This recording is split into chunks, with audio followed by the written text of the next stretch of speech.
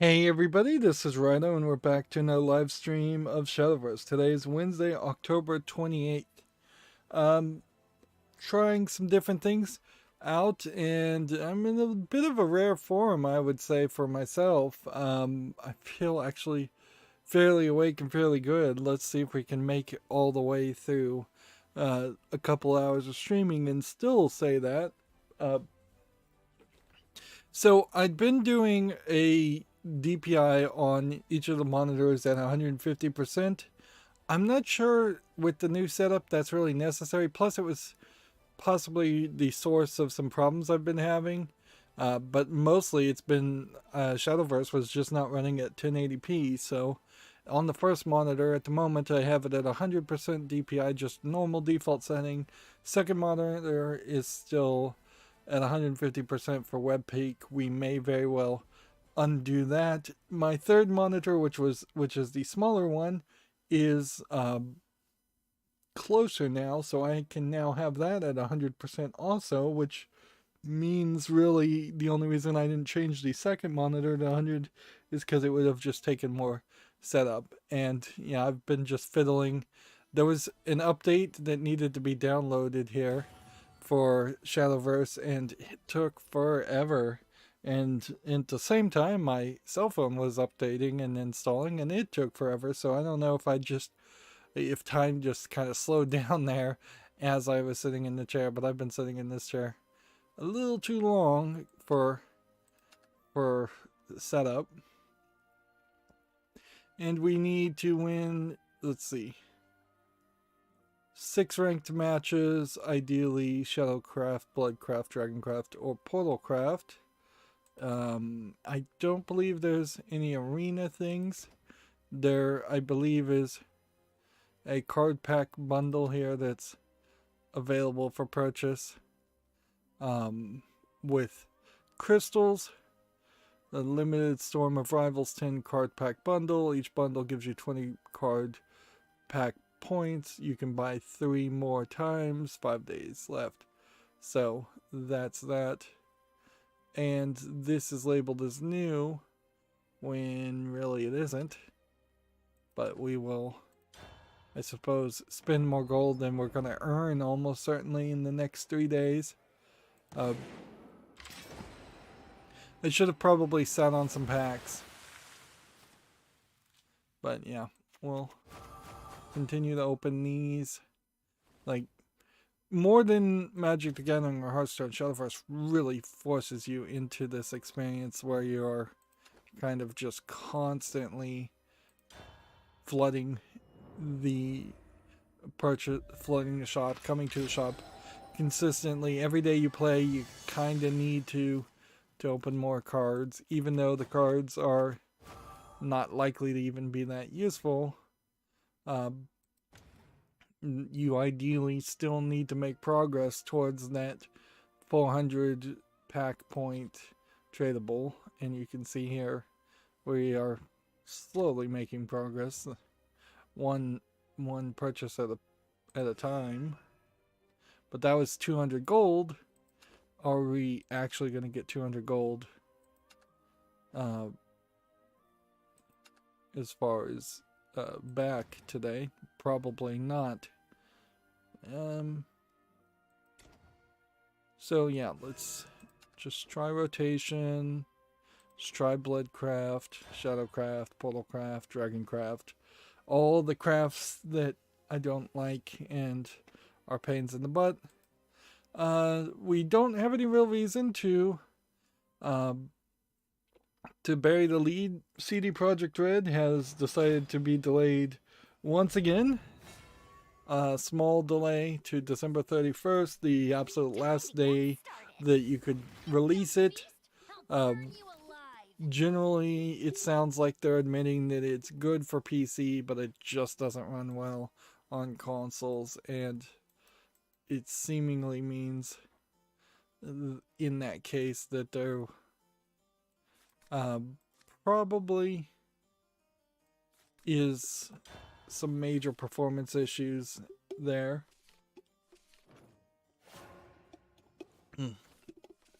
You can certainly go through the history of CD Projekt Red's announcement of Cyberpunk 2077 and just see how it was announced way too early, it was hyped way too much, and now reality is setting in. And you can blame a lot of that probably on COVID, but honestly, not that much.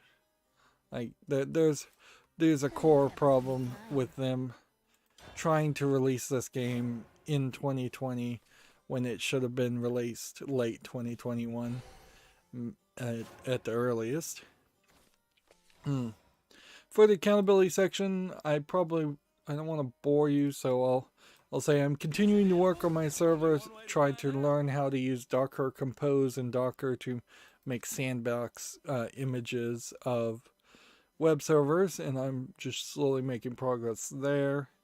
I also finished Shantae Half Genie Hero Ultimate Edition in the sense that I soft rage quit it.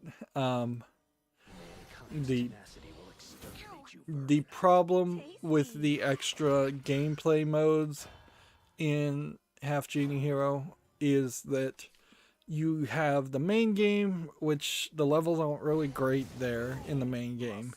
And then you have the Play as Risky Boots, the bad guy game, which is playing the main game again, but with Risky Boots abilities. And still you have dark magic that upgrades your health and your abilities. So it's almost exactly the same experience in quality as the main game. Then the remaining 4 DLC modes don't let you upgrade your health at all. They just get brutal and more difficult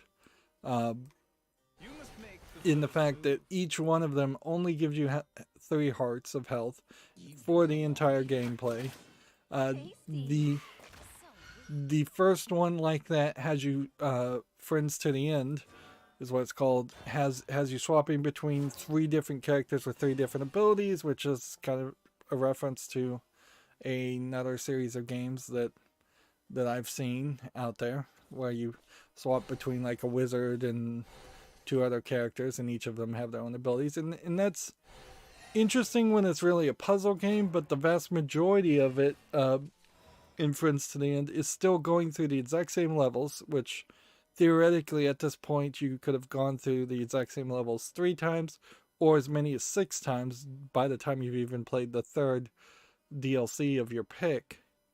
And then it has a rupee system where as you collect rupees you will upgrade your damage, but there's only one way in Friends to the End to recover your health at all, and that's by using half your magic bar, which you never improve that ratio.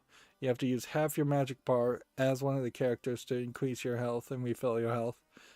So you get like 2 refills, and then you have to potentially grind for magic, and you almost certainly won't be able to grind for magic without hurting yourself again. So it's a negative outcome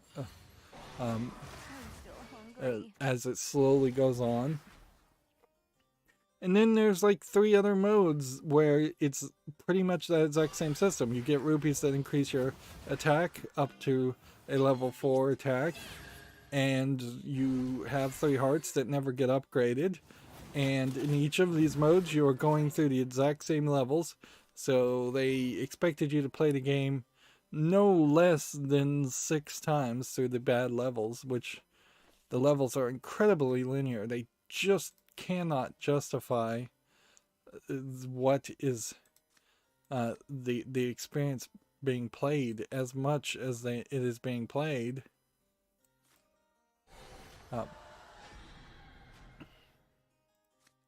See.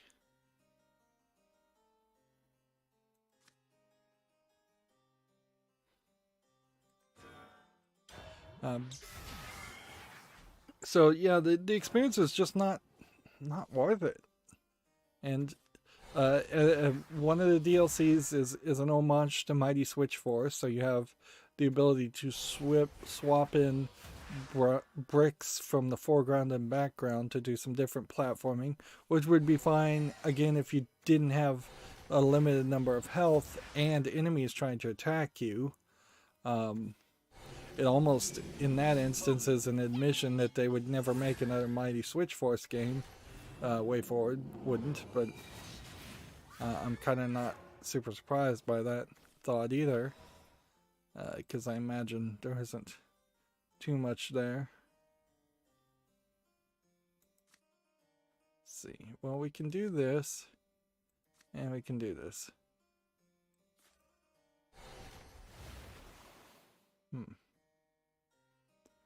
And then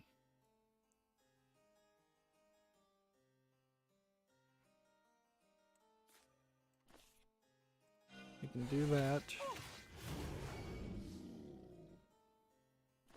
That's pretty much it. So yeah, I wasn't really hating any of the modes. It definitely feels like what they would have wanted to do is have you swap between different characters at throughout the entirety of the main game, or what they should have done, which is their other option, would have been to just have completely different levels or completely different orders of the same levels. Even it's really annoying to have to go through the first level 6 different times.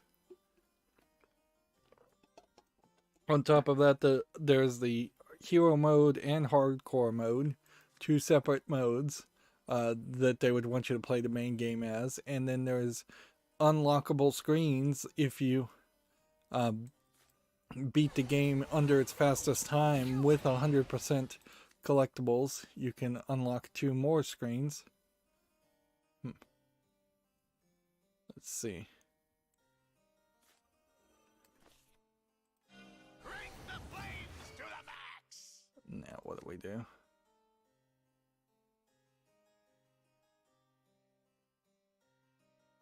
Need a little, do ya?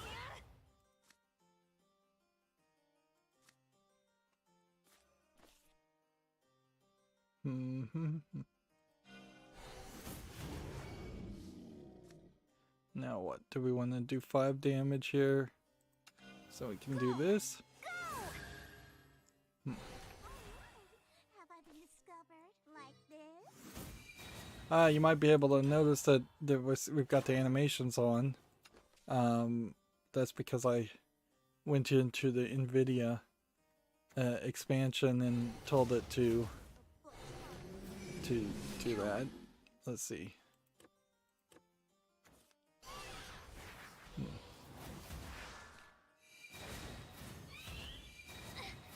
Display other users' messages. Yeah, we want that off for sure. I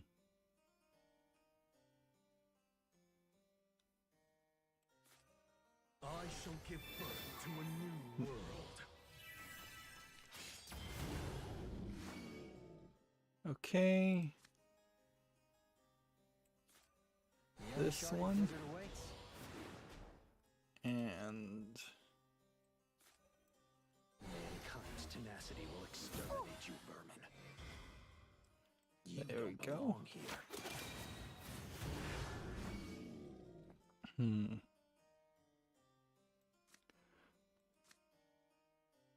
Well, we might be able to win here. We'll have to see. So yeah, in general, I was just not feeling it enough to justify going through Shantae Half Genie Hero. That's not to say I wouldn't love to be gifted and play the 5th Shantae game when it comes out, which I don't think it's out yet. The Seven Sirens, the game I thought I actually was playing. But I kind of do wonder if maybe a B team made this soft reboot remake of the first game. It's not storyline wise the first game, but it does certainly feel like it might be the exact same levels as the first game, and that might explain why there's just like no dungeons, even though there are. Hey, we got a concession there. I did it! I won!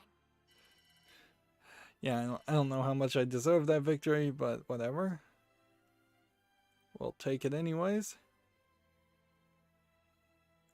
And see, then that leaves us with one more Bloodcraft victory needed, and in like 3 hours we get the gems again, I imagine.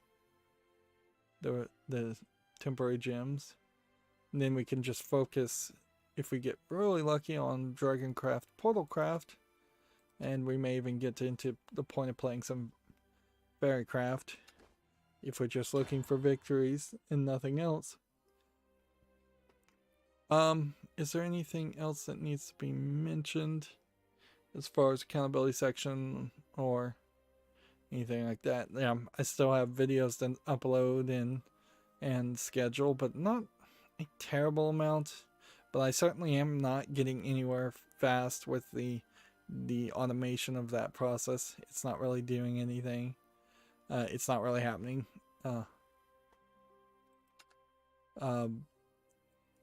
There is just a level of lack of control, certainly, that one has when trying to go through the YouTube websites compared to programming just a standard program versus trying to make a macro. Moving on, we have a review here from TechRaptor. Leisure Suit Larry, Wet Dreams, Tried Twice. You can see this image is fairly pixely, and yeah, a little bit of a danger here in which you have a kid sitting on the couch with a mask looking at a laptop in a sex game that's going to be full of references. In fact, this is like one of the few screenshots I even saw of this game that didn't have just tons of phallic imagery in the background. Let's see. That is an image full of phallic imagery. Let's see what they have to actually say. They gave it a 6.5. Leisure Suit Larry, Wet Dreams, Tried Twice tries its best to keep the lewdness of its titular character intact, but ultimately fails flat on the delivery. It's great fun as a point-and-click game, though, and coupled with stellar voice acting, vibrant graphics, and a compelling protagonist, it's a breath of fresh air from the seriousness of the world today. Pros are fun and vibrant art, stellar voice acting, doesn't take itself too seriously. Cons, it's a toned-down version of Leisure Suit Larry, and I suppose there is probably a decent argument to be made that that there really is just no way to do Leisure Suit Larry these days without turning it into a full adult MA rated XXX type game, and maybe that is just the direction it probably should go.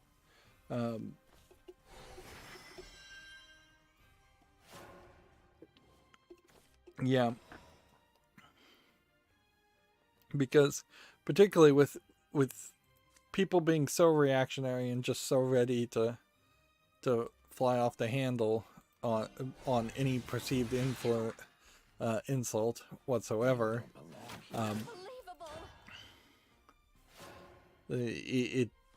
I don't see how you're going to make something that is lewd and comedic and that feels like it's teen plus and still not have people upset about it or just not wanting to buy it. Plus, the level of competition as far as adult games and lewd games have skyrocketed. So Leisure Suit Larry really does need to set itself above the rest. Let's have a sweet time. You don't belong here. Unbelievable! 6.5 also very well may just be the level of quality that you're going to get from a Leisure Suit Larry game. You probably are in the realm of trying to make one that is fairly short and annualized instead of trying to make something that is long and impressive, because long and impressive. I feel like I'm making a sexual reference here, but I'm not. Like, a 60-hour Leisure Suit Larry game is not going to sell any better than a 10-hour Leisure Suit Larry game is. So just have a 10-hour game once a year come out. do your general thing that you would expect from that kind of point and click game and move on. Speaking of moving on, here we have a game called Transient that claims to be inspired by H.P. Lovecraft, and I've been looking at the screenshot, the video, and it does look fairly nicely visually polished with monsters and creatures. So I really can't call this anything close to a low effort horror game, so I think this is really something. $16.99 English full audio. I'm going to put it on the follow list. But what I'd really like to know is this developer. What else have they made? King of Retail, never heard of it. Circle Empires, never heard of it. Head Snatchers, apparently I got that game at some point and I must have gotten that for free. Tech support error unknown. I almost certainly considered that. A game called Inmates that's mixed reviewed. Canarium, which is positive. Well, they have a decent amount of games here. A lot of them don't seem to be great either. This might be the publisher more than the developers, because it did take me to the publisher's page, though. Yeah. So, it's described as H.P. Lovecraft meets Cyberpunk. The uncharted desert awaits. Let's have a sweet time. And Go! Go! come I'm on. ready for more. Darn it. Did not move fast enough. I just lost that. Next we have a game on Steam here called Don't Wake the Night, which looks like it's a little bit of a rough game visually. Looks like it's kind of hand-drawn visuals. I wouldn't inherently hate hand-drawn visuals if you could think of a really great story gameplay mechanic around it, but I don't think that's the case here. This is tagged as a point and click in interactive fiction. I suspect it's pretty much nothing. English full audio. They're comparing it to Life is Strange. 6 achievements. I'll put it on the fall list just to kind of confirm to myself that it's gonna be nothing. But I do heavily suspect that is exactly what is the case. I'm still hungry.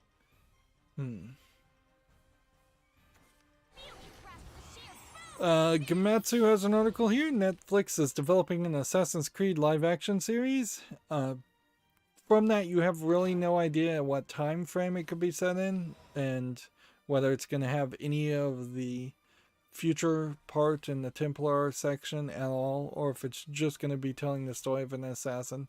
I would suspect heavily you'd do a better job just doing that and telling the story of either Altair and trying to rewrite that so it's a much better story, much more interesting story, or you retell the story of Ezio, which that works fairly well too, or you skip all of the previous main characters in the past that were the protagonists in the past parts and just play with whoever the newest character is or a brand new character. If I was to think about how Netflix is going to do it, it's probably going to be very much like how Netflix does everything, where you're going to get one season and cross your fingers and hope that maybe you get a second season. It's probably going to look a lot like The Witcher 3. No, it was just called The Witcher Netflix series, which The Witcher's Netflix series was alright, but nowhere as good as the game in my opinion. There's just too much story that had to be squeezed into the Witcher TV series compared to the longer, drawn-out experience of either reading the books, if you have that opportunity and can read the books in their native language, or playing Witcher 1 and 2. And even though Witcher 1 and 2 kind of put Geralt of Rivia in a different light, it's still gave you a lot more time to Sorry, but this get to ends know here. him. Even if you had just played Witcher 3, you're talking a game that's going to be 60 to 200 hours of experience there compared to a single season of a TV series, which is much less than that.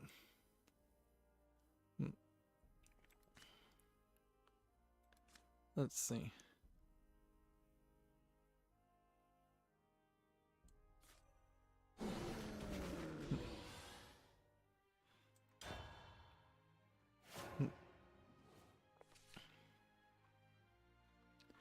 It's questionable in a small part if perhaps Netflix will run out of money. Like, Netflix isn't doing great right now. The Cuties movie caused it more controversy than it really needed, and people are just in general, I think, struggling to pay for services. I wouldn't be surprised if a good percentage of people abandoned Netflix for either Disney Plus, which is the new hotness, or maybe even HBO Max or some Showtime, whatever, or they switched from like Netflix to Hulu or Amazon Prime, which that might Defeat was in the fortuitous. long run affect the funding of Netflix's creations. And we still have yet to really see how to improve, This bears further study. like, With this payment, darkness stands with you. yeah, we've really seen to Hey, check this out. Let your soul succumb to the void. Alright, see. Dire Bond. Deal 6 damage to your leader. Save your turn, restore 2 defense, and draw a card. Yeah. Yeah, we've yet to see amazingly great content created by Netflix. There's been a couple things.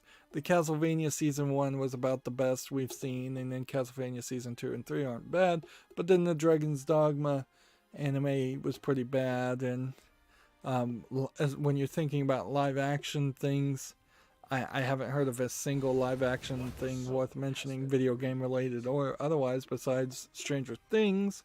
I guess those worked but I'd argue even Stranger Things is only good for about 1.5 seasons.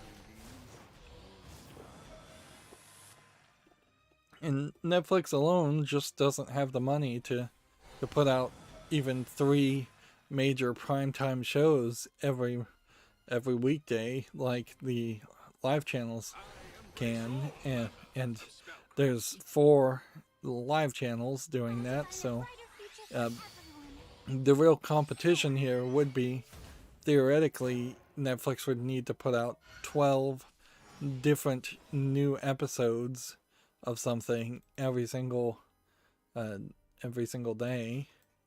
Life's a gamble. May as well have and- fun. Yeah, I would say pretty much every single day too, not just limiting yourself to Okay, the this was all me. the weekdays. Let's settle this, you evil bloodsucker. You don't belong here. Okay. Will it be crimson red? You're pretty good. All these battle animations are probably more than they're worth. This guy has 10 cards. If I can manage to keep him alive, get him to draw 10 cards, I might win. Moving on, we have a TechRaptor article. Tim update has added fishing and lots more. Tim, I believe, is the MMORPG Pokemon inspired game that looks good, but again, is only online. It's Steam Early Access at the moment. Let's see. Wishing Wells, Radars, rematch dojo leaders. It won't be long now. New Tim Tim character introduced. You have a good eye. People now have in their hands the PlayStation 5 and the Xbox Series X. I don't think they can quite say too much about it, but here is a horizontal comparison of the size here.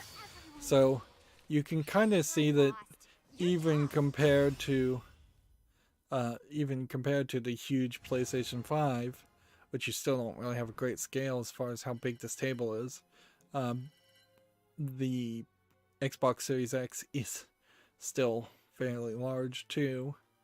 So both consoles seem to have at some point gotten into a battle of well, ours can be as big as we want because we know the other one's going to be as big as it needs to be, and thus both consoles now have become very, very large. And it really makes me wonder how the Japanese gaming audience feels about that in particular, whether they feel just completely betrayed or if they're just going to absolutely not buy either consoles because they're so big. But maybe this is the generation that would break any like concern about that, and we will just see decent sales of both anyways. Maybe there will be a new generation of gamers in Japan that aren't so obsessed about the size being small, but they have decent reasons why they need their consoles to be smaller. And even for the rest of the world, both the Xbox Series X and the PlayStation 5 probably won't fit on an average AV shelf.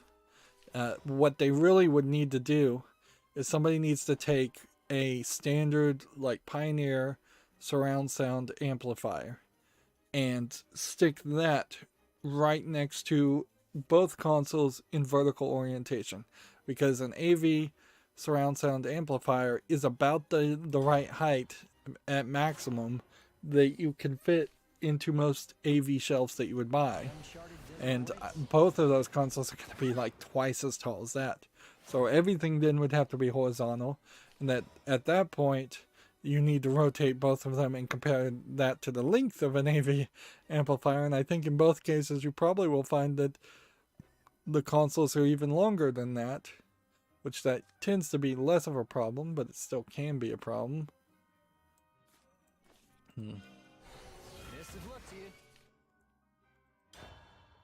Moving on, Gamatsu has the article here. The Super Mario 3D All-Stars version 1.1 update launches November 17th, and it adds reverse camera control and apparently nothing else. Like, that's fairly small improvement, frankly. It needed more work, frankly, as far as just remapping button prompts in the games to the Switch controller button icons, which honestly you could, even without really having the code available, say they just lost the code, which I don't believe they did, but for a second let's just say that they did that. I'm coming for you, detestable. That. And then, what do we got? Bury. We'll bury this.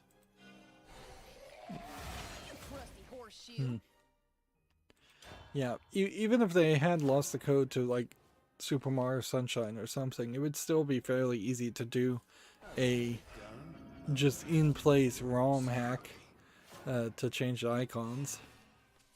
But clearly they didn't put a lot of effort into it, and clearly they didn't care. It seems like it's fairly obvious that the re-releases of those Mario games is just so that nobody can ever claim that they were abandonware, even though in my opinion they are abandonware. and coming back too little too late to sell it in a bad format does not dissuade me in my mind as far as whether I would call it abandonware or not.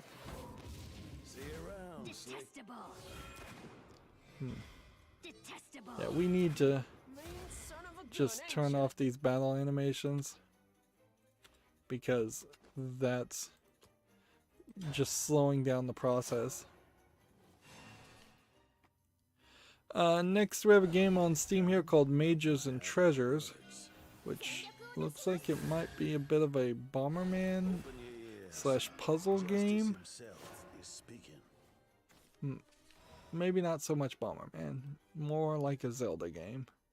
See, you can see there's little TNTs. But yeah, this is more of a Zelda style game, selling for $3.99, English, Portuguese, Brazil.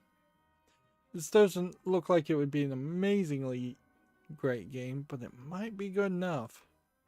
Like, we're always trying to look for a Zelda game that actually is just a Zelda game and doesn't also then do something else that messes up the whole process. Come out wherever you are. Let's see.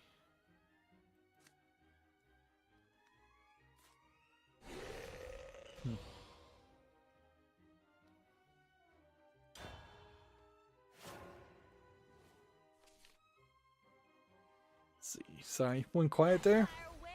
Next we have a game on Steam called Dread Nautical, which is tagged roguelike, Lovecraftian, and turn-based combat. Only one way to find out. This calls for a test. Kind of looks like an XCOM style game, but it does have enough visual polish on it to make me think like there's actually a game here. $11.99 English Filano. Now my fear on something like this is this looks like this might have been an interesting game anyways, and then they're putting that XCOM style gameplay on top of that, and that scares me in the thought that we might at some point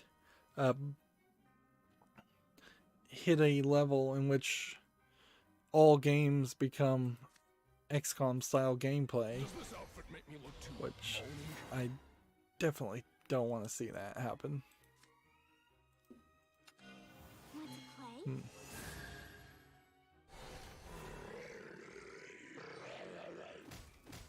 See you around, Slick. No, you're not getting away. But yeah, I'll put Dread Nautical on the fall list. I think it has a decent chance to get good reviews. Embrace you, one way or another. Next we have a game on Steam here called The Spectral Files Deathstalker, which looks like it is a low effort. They're calling it a choose your own adventure game. To me it just looks like a low effort, almost hidden object game. $9.99 English full audio. It does seem like either they have some old footage of some terrible movie here, or they worked really hard to get the look of an old game, an old B movie. My stomach.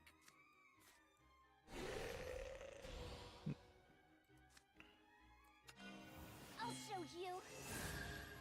See, think we've lost here. Lots of bones, but make it fashion. Yep, we have.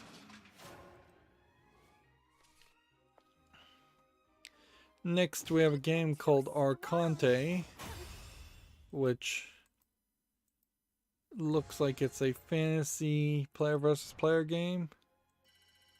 Old school first person party based RPG. $16.99 English only single player. 5 classes, 8 animated portraits, 20 abilities. It seems like this is probably closer to an asset flip than a finished product though. Like, We're not really seeing any enemies. We're not seeing any real dungeons. Yeah, they just don't seem like they've got their best foot forward in that case. And certainly in my personal opinion, I'm not super in love with the idea of playing an old school fantasy game unless it was something as good as The Witcher or Skyrim.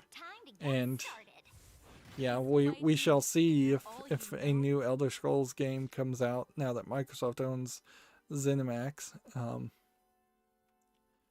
But yeah, I just don't know.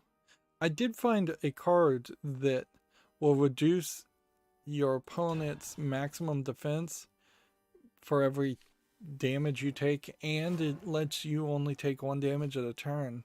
So in theory, you could, it reduces your enemy by 3, so 9, 18, 27, 6, 12, 18, 7, 14, 20. So you would need like 7 cards to do 1 damage to you, or 1 card to do damage and multiple times to you, and you could win by reducing a character's maximum defense to 0, which I assume you win at that point.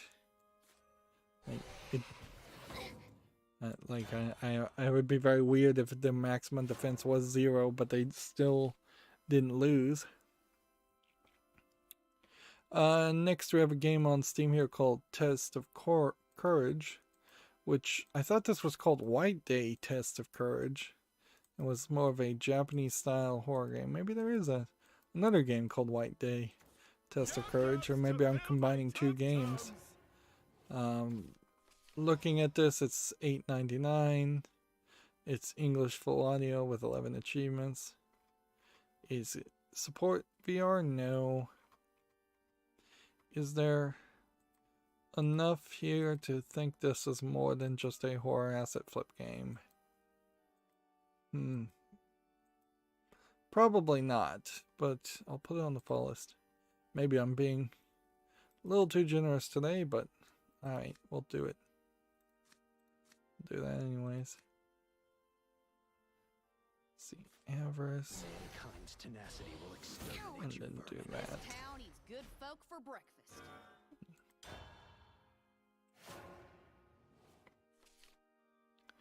I found this interesting. Cobra Kai, the Karate Kid Saga Continues, is now available for Xbox One. I did not realize that somebody had made a Cobra Kai game. Almost certainly it's not a good game, though. But we don't get a ton of movie, TV tie-ins towards in video games these days, and there's a good reason for that, of course, because it's never a good experience, but it's kind of nice to see somebody try.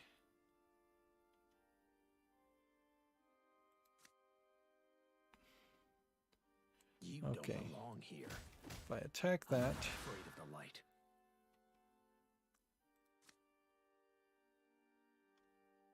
once on each turn, when this follows attack or defense is increased by effect, gain +1, +2 in rush. Hands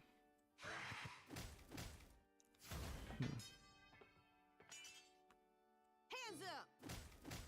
Just What's for din din? keep on working on this. Next we have a game on Steam here called Shanghai Office Simulator, which looks to me like it is a comedy visual novel of some sort. Well, no, because then there's a card-based Quite like gossip, you know. element, and they're calling it a CRPG. Every shot is a miracle. So this either is a case of a game that, once again, is all over the place from a Chinese developer, or there might be something here. $11.69, English and Chinese. I have to put this on the fall list, though.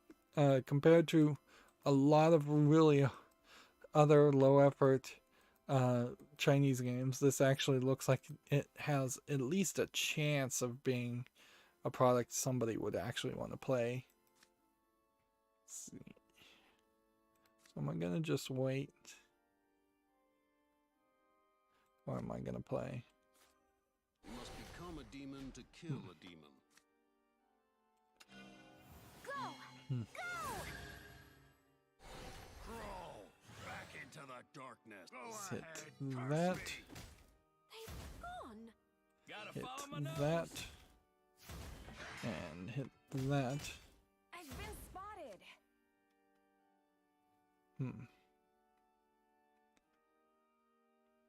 I could play this.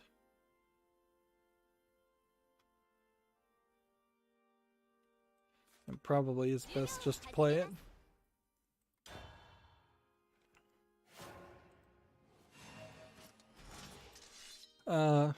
Our good luck, however, is not going to last long here. We can see we have a Chinese game that is just a huge mess of visual effects in something that is the equivalent of a slot machine. It kind of looks like it's maybe a pachinko ball machine, but it also kind of just looks like it is just nothing with lots of flashing elements. English is not supported. Free to play, tagged as an MMO with in-app purchases. So this is literally just a gambling simulator. Embrace them in your So of course that doesn't need to be on the fall list. Eradicate all Gametsu has My Heroes 1's Justice 2 DLC character Itsuka Kendo as a debut trailer. I would like to get into the My Hero Academia anime. It seems like it definitely has a slightly interesting idea and concept behind it, but also I think it might be just a little bit standard fare. Let's see. Evolve this. Check this out. Go on, eat up.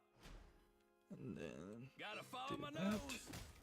Though I set, I will And then rise that. again. I don't think each of these is particularly even that great. I could get like an evolve return. Part of the problem I would say with the My Hero Academia anime series, in its just art style in general, is that since each character is a character with some kind of hero or villain magical ability, and they've all got their own outfits and their own styles, you run into a kind of situation like One Piece where each character just strikes out and looks so uniquely different than all the other characters that it's an inconsistent universe. Not that everybody should just be in the exact same uniforms and look exactly the same, but there needs to be the concept of a common fashion, and it kind of gets away from that.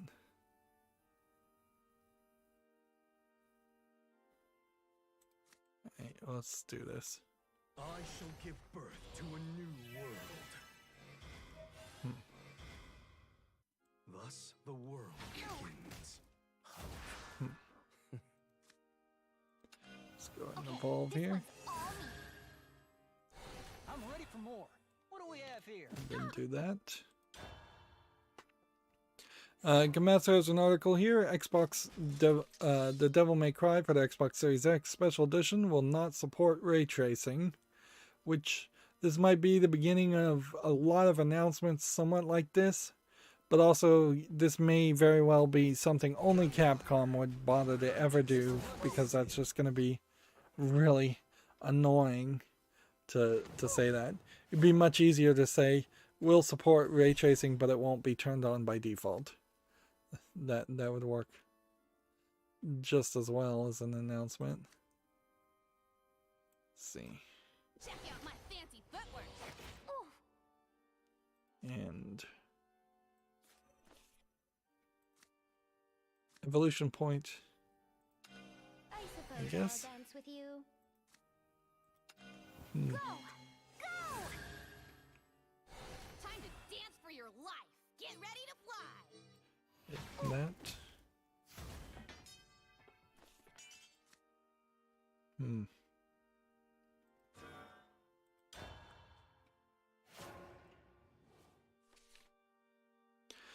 There was a Nintendo Direct Pokemon Go Animation Week event announced. Poker Coin test to be discontinued. I'm not sure if these happened during that Nintendo Direct, though. This may have happened a couple days ago. Poker Coin, I didn't even know what that was. But okay. Like, Pokemon Go in particular really just feels like a ridiculous game to even think about trying to maintain relevance at this point. There's just no way that a lot of people are going to want to engage with Pokemon Go. Yeah, I'm about to lose. Let's try Dragoncraft. TechRaptor has their cross promotion with Nutaku, and so they have an article here. Nutaku Halloween sale has spooky deals on adult games. Yeah, there's some games with different thumbnails basically for Halloween, but I think they are pretty much the same games and maybe just have a small amount of content. And honestly, it doesn't seem to me like if you were to get into any individual game, you have a good chance of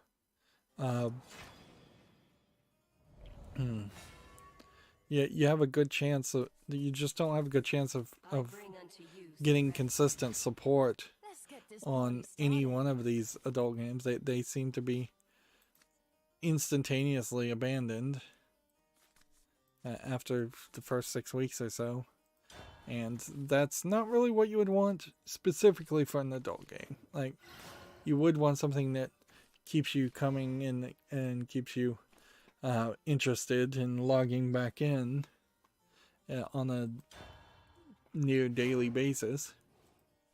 A game like Destiny Child does that very well, and Destiny Child has even got a pre-registration now on Google Play for a different like game that maybe is a bit like Clash of Clans. I didn't look at it close enough, but they are straight up just trying to expand their character base to a different style of game. Is it edible? Only one way to find out. Which, as much as I can sing the praises of Destiny Child as a lewd gacha waifu game, the one thing that could be improved if you actually were looking for good gameplay would be the gameplay in Destiny Child, because it is just a very automated process unless you go out of your way to not make it automated, and then you're still just tapping on the screen and playing a timing tapping game. It's closest, I would say, to like a rhythm game more than anything else.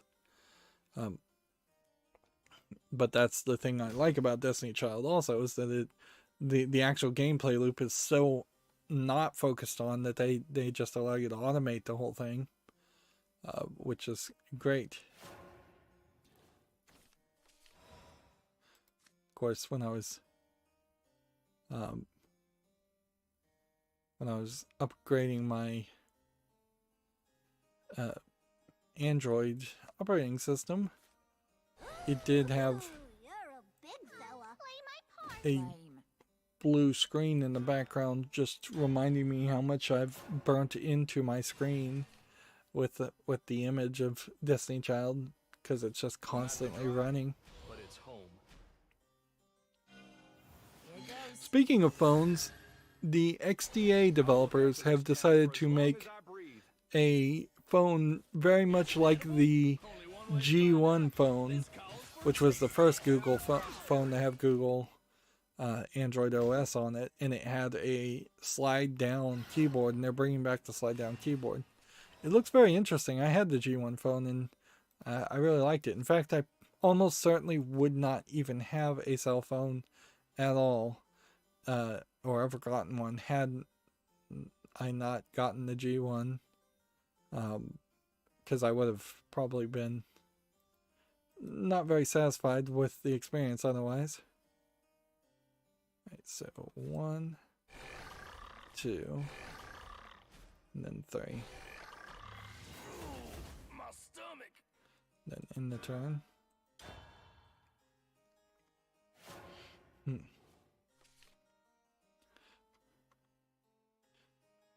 YouTube Gaming put out a reference here to Dead Island, which is a weird reference.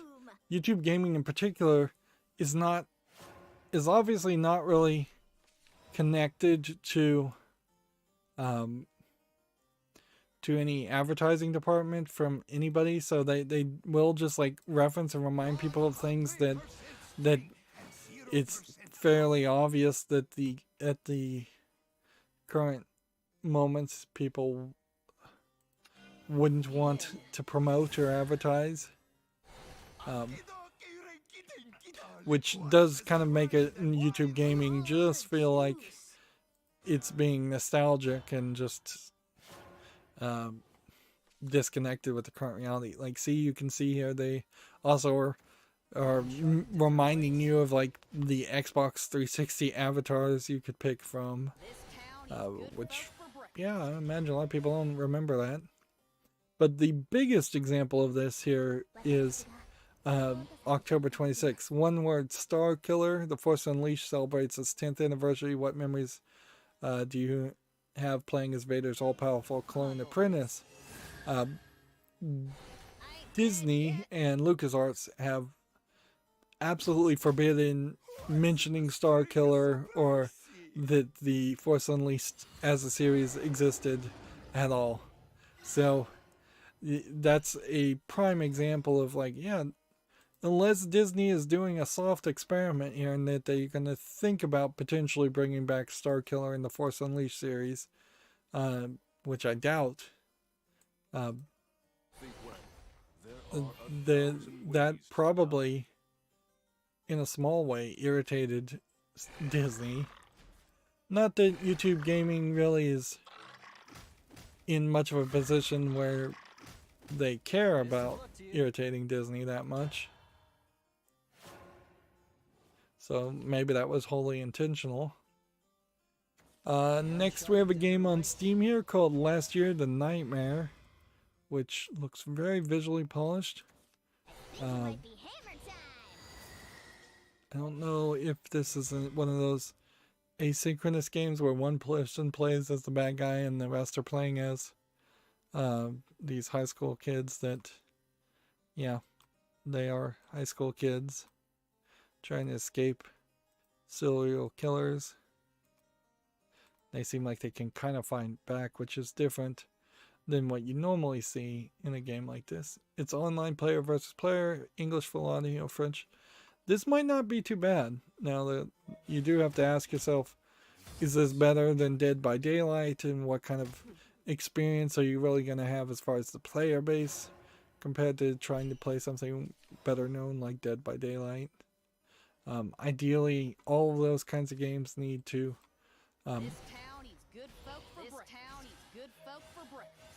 all those kinds of games need to really have a single player mode of some sort. Moving on, we have a game called Ghost Runner for Switch being delayed to November. It's out now for PS4, Xbox One, and PC. Okay. Can we get a general idea of what Ghost Runner is? It looks like it's a ninja game of some sort with this cutscene. Yeah, it looks somewhat cool. You're fighting against some like Dr. Octopus type lady. Alright. I think it might be hammer time. Yeah, I'm a little surprised that Ghost Runner is not on my fall list. Yeah.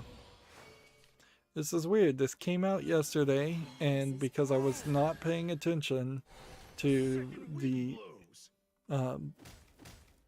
because I was not paying attention to my Twitter feed on a daily basis, which it obviously just requires a daily basis attention at this point. I don't have it on the follow list, and this is a single player adventure. We can see it's already rated very positively. I don't really even need to put it on the follow list. It's going straight to the wish list. Now, of course, the thing that I could say is that cutscene may not be really a good representation of what you're doing throughout the rest of the game. Let's see. Can we do this? Let's do that. And then do that. Hands up. Hit that. Gotta do it. And hit that. There's sand in my eyes.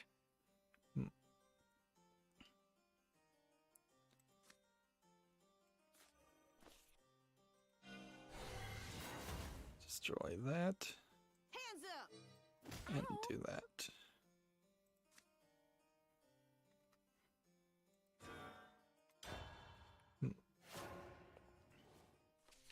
Ghost Runner could just be a cyberpunk, like, what is that game?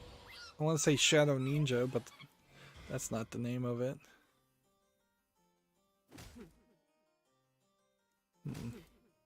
But that wouldn't inherently mean it's a bad game either. They're comparing it a lot to Mirror's Edge Catalyst, which is on sale right now for $7.99. I should probably buy that if I wasn't so broke. Actually, ended up buying even more Legos because the Lego set went on sale. Just over budget even more at that point. And I wouldn't be surprised if we do hit a level where I really wouldn't be surprised if we hit a level where there's quite a decent amount of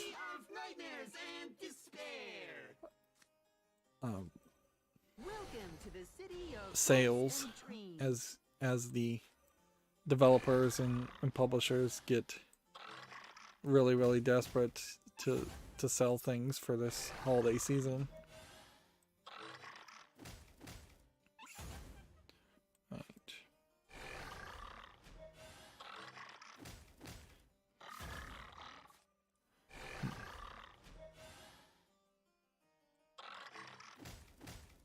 There we go. Hands up. Attack there. In turn.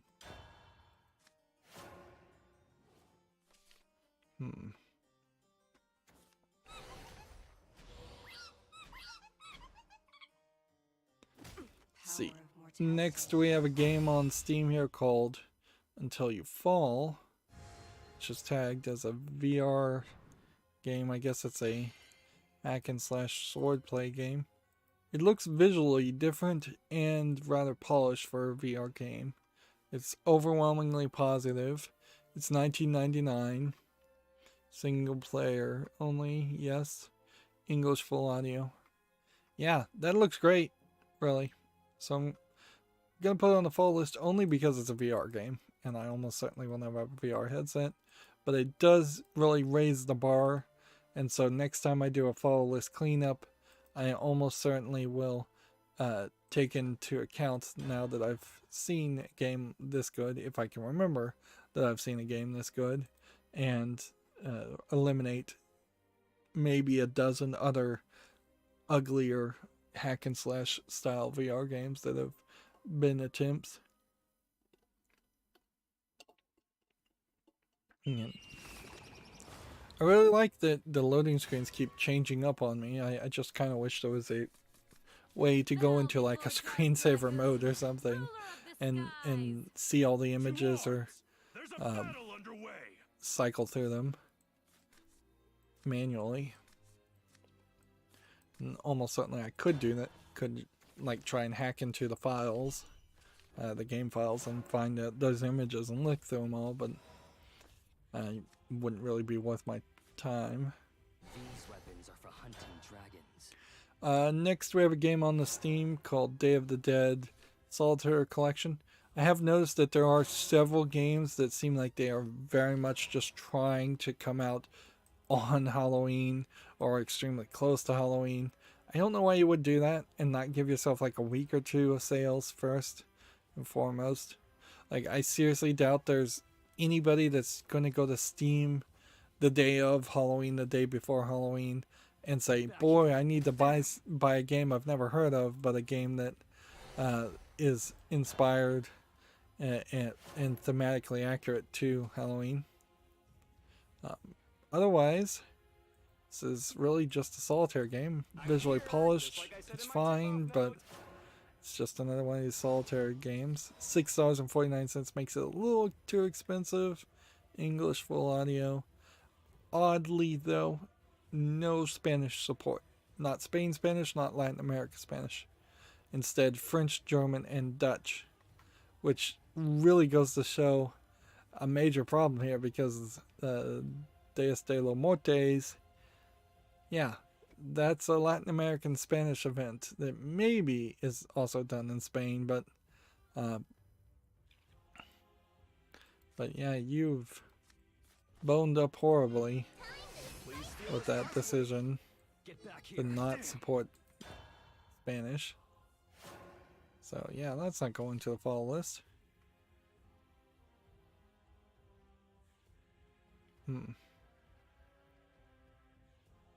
See if I can find this article with it. Maybe they may have deleted all of it, all their posts. Right, nope. Here we go. 2 hours ago, NIS America said the download issue has been resolved. Users who purchased this should be able to select download on their system and be able to access the game. We thank you for your patience and understanding at this time. This is a response to a tweet 6 hours ago. We are currently waiting for a resolution from Sony Interactive Entertainment on the store issue, and we're actively tracking the case. We apologize to our fans who pre-ordered this copy of Trails of the Cold Steel 4, still left without the option to download the game. And this actually goes back to the 27th, as far as this whole issue has been going on. So they had a fairly bad experience there, or their fans had a fairly bad experience there. Get back here. Then their fans clearly didn't really deserve to be treated that way, and it seems like NIS America is blaming Sony Interactive Entertainment. So we have certainly a theory that Sony Interactive Entertainment at this point is being run by incompetent people now that they've let the California office take control. So we'll want to see if we see evidence to that theory that would fit that narrative and that idea, or be proven wrong if we see opposite. There's a lot more where that came from. Oh, this thing's more vicious than a nine-headed dragon. This is pure craftsmanship. Run, my subjects! Moving on, we have a game on Steam here called Night of Joe, and this is obviously just a low-effort horror game. It's $10.79, English and French full audio, allegedly. You can clearly see this is just an asset flip game, though. It's nothing. Here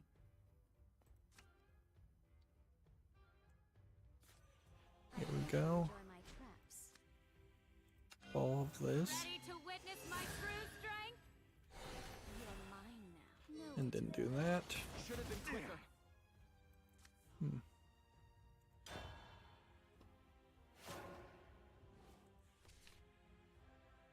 Let's see. Next, we have a game on Steam called the Games Winter Edition, which looks like an NES game, frankly. A DOS classic from 1988. Yeah, I suspect this is actually a game from 1988, but this is also almost certainly a great example of something that isn't relevant today, and there's just no reason you'd want to play this unless you had major nostalgia and wanted to talk about your nostalgia, and I imagine that's not a lot of people. It's $3.39, which is a little too expensive for an old game that's not really that good, an old DOS game. Like, by my argument or my mentality, it's this was almost certainly a abandonware product too that should just be public domain.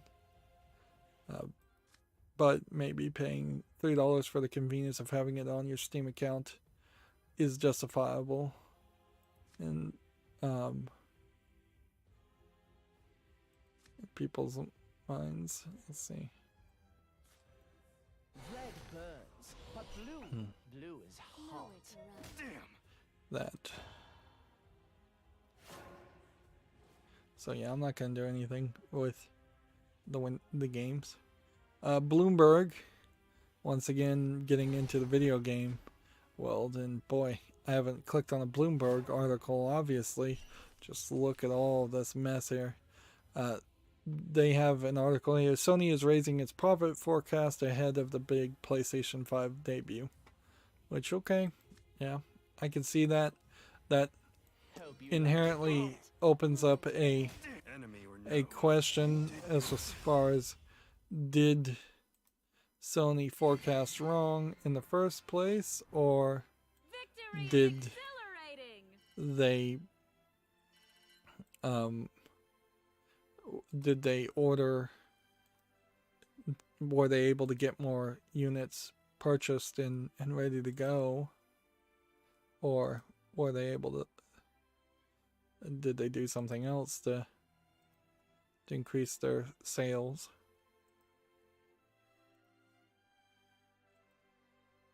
Let's see, there we go.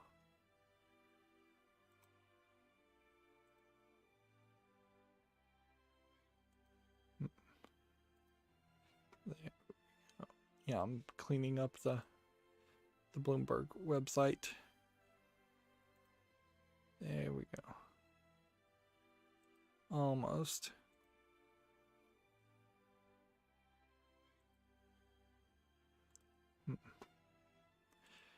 Bloomberg is just covered in ads for itself. It's awful.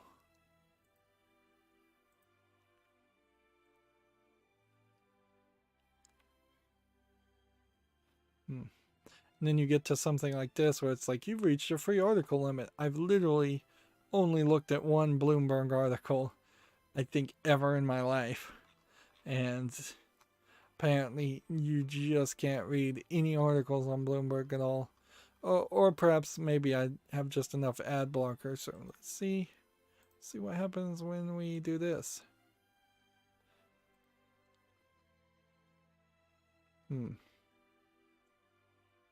Well, either there is no more to the story, or and it literally is just two articles, which it is believable that is exactly what the case is. Just a massive amount of garbage stuff that this is really where you'd want to be with it. Except for there's something, obviously some kind of image or centering issue.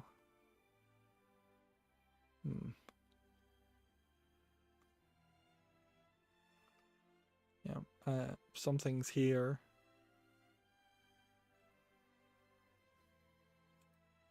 Let's see if we preview that, what that looks like. That's not what we want.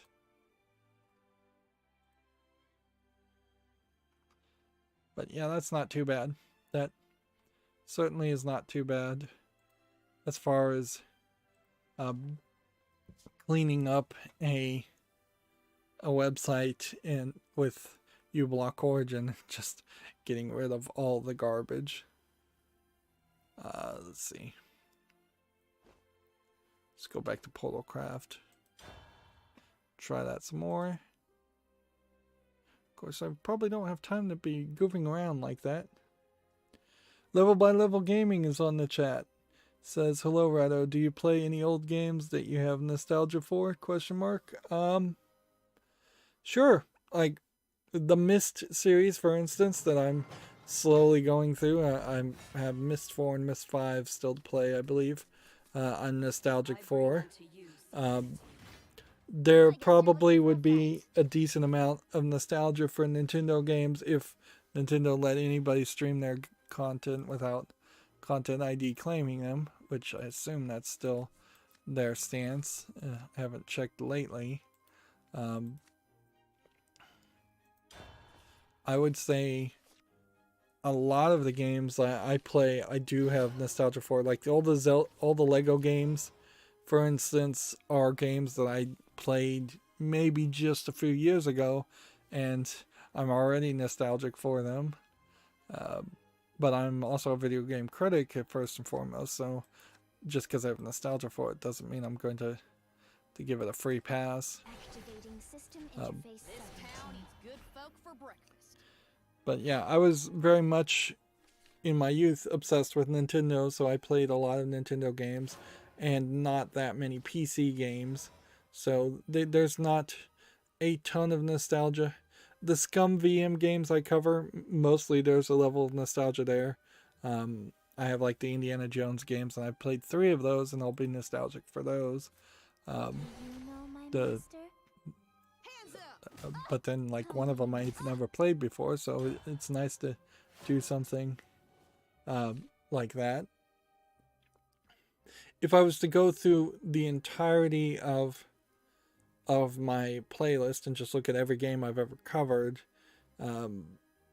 there's a decent amount of things that I'm nostalgic for from like 10 years ago or less than 10 years ago, because that's when they start to be fairly good for PC playthrough, Cleansing mode. where if I was to try to play something from Nintendo 64 era, or earlier, at that point I'm just gonna have to use an emulator, and then I'm just playing emulated games, and then I can't really legitimately call myself much of a critic because I'm not giving you buying advice at that point. If you're gonna play ROM games, and then you're going into the realm of almost certainly not paying for them again. You may have owned those games originally, so maybe at one point you did pay for them. There are also a lot of old games, I would say, that are super long. So like the Command and Conquer Ultimate Edition is a game that I probably would have a little bit of nostalgic for, but would also be something that would be incredibly difficult to try and play all the way through. I've thought the same as far as like StarCraft, Warcraft, the other one, StarCraft, Warcraft. Level by Level Game says, oh yeah, I saw Myst on here. Other than Hearthstone, they've been some of your most popular. Yeah, I don't really pay too much attention as far as popularity. Some of the most popular things on my channels are some of the things I kind of hate the most also. Like Kerbal Space Program is like a great example of that, where my footage was just not good at all on that, and yet tons of people were hyped around Kerbal Space Program, and so it got plenty of views. There's a game called Burn Cycle that's a full motion video game that I would like to play, and I'd be very nostalgic for that, but I don't think it's actually available for purchase on Steam. It might be on like Good Old Games or something, but I'm trying to hold out and have everything on Steam. There's a game that similar to that called Double Switch that I've purchased, and I'll have some nostalgia playing that. There's a lot of games that are in those same areas, but I never got around to actually playing them. So there's a lot of opportunity to have a similar experience to something you're nostalgic for while still having a new experience. Level by Level Gaming also said rose-colored glasses can distort your vision sometimes a little. Yeah, that is definitely true. More most of the games I try to play are fairly old because those are cheaper, easier games to play. But also a lot of times I'll spotlight games and there will be a little bit of nostalgia for them, but when you put them in reality and start playing them, it's just a joke. Like, I went back and spotlighted Doom 1, and Doom is hugely historically relevant. I remember playing Doom a lot, but it's not really worth playing at all. You're much better to play the reboot and the remake of Doom. There's a lot of games like that. And yeah, it sometimes stinks, but that's just kind of the price of progress. I recently, I think, will have a spotlight. There's like 3 separate hour-long spotlights of the Sega Genesis Master System collection, and I just go through a lot of Sega Genesis games since I didn't have a Sega Genesis as a kid, and show them off, and it's just like, yeah, these are old games. Playing Echo the Dolphin in theory sounds like something that might be fun, but in practice, in reality, you don't want to play Echo the Dolphin. It'd be nice if there was a reboot of Echo the Dolphin and the controls were super tight. Playing something like Echo the Dolphin with a Switch controller would be pretty awesome, but that would have to require somebody to actually make some work, do some work, and make something playable. You also have things like Dungeon Keeper, and there's still a decent amount of games in general that that are not really playable even in their current state. Like Dungeon Keeper is a great example of that, where I'd want to play Dungeon Keeper and talk about that, but it's either not available on Steam or just not really playable on modern PCs.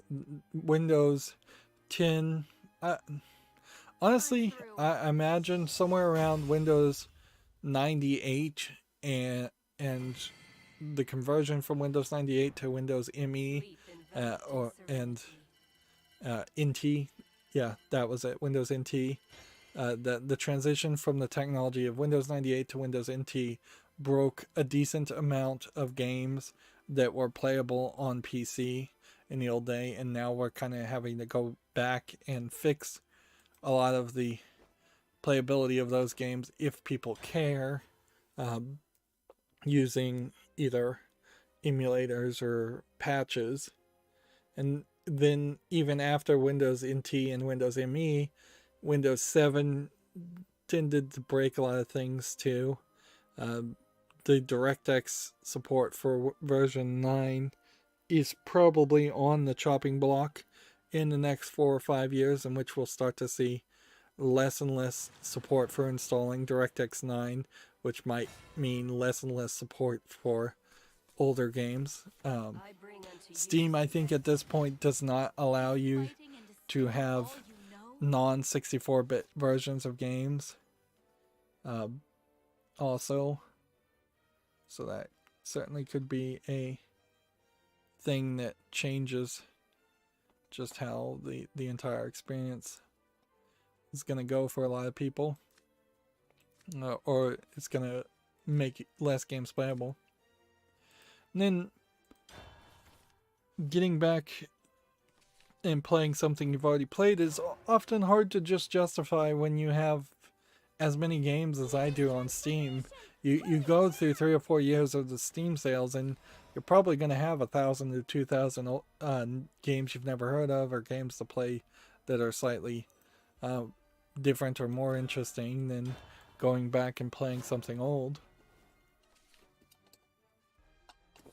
I don't want to turn my entire channel into playing a bunch of old games and just being the angry video game nerd equivalent, or Do you know my master? or potentially rage quitting a lot of games because they are just old and doing spotlights.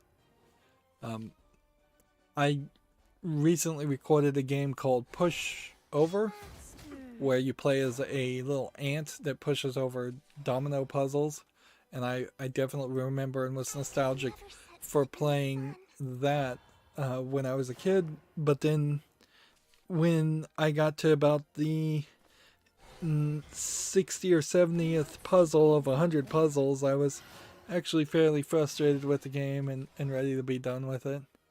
And that's typically how it goes, is that there's just no going home, as it were, once you leave your house of your memories, and once you move off to college or move into your own apartments, going back to your childhood residence is the thing that just can never happen, because the past is never really the way it was. There is a major level of people who think and probably feel that things like Super Mario Bros. 1 is just a perfect game, but in reality it's actually a fairly frustrating experience, and nothing can really stand up to the improvements that have happened over the past 30 and 40 years. Level by Level Gaming says, agreed, retro is definitely a niche genre. Doom 1 is played now for appreciation in the same way a film lover watches Citizen Kane, which I'm a moderate film watcher, and I would never bother to sit through Citizen Kane or any of those classics. So, yeah, that is my failure, I suppose. That there just really is stuff that you know about. I wouldn't sit through something like Gone with the Wind, Citizen Kane, Schindler's List, any of those really old movies. Even I'm probably more of a horror fan, but even I wouldn't sit through movies like The Blob or anything like that. The oldest movie that I'd be willing to watch that I think is actually still worth watching. Actually, that's a good question. I don't know what that would be. I think I'd probably land somewhere around the original Charlie and the Chocolate Factory, and that's a fairly modern movie.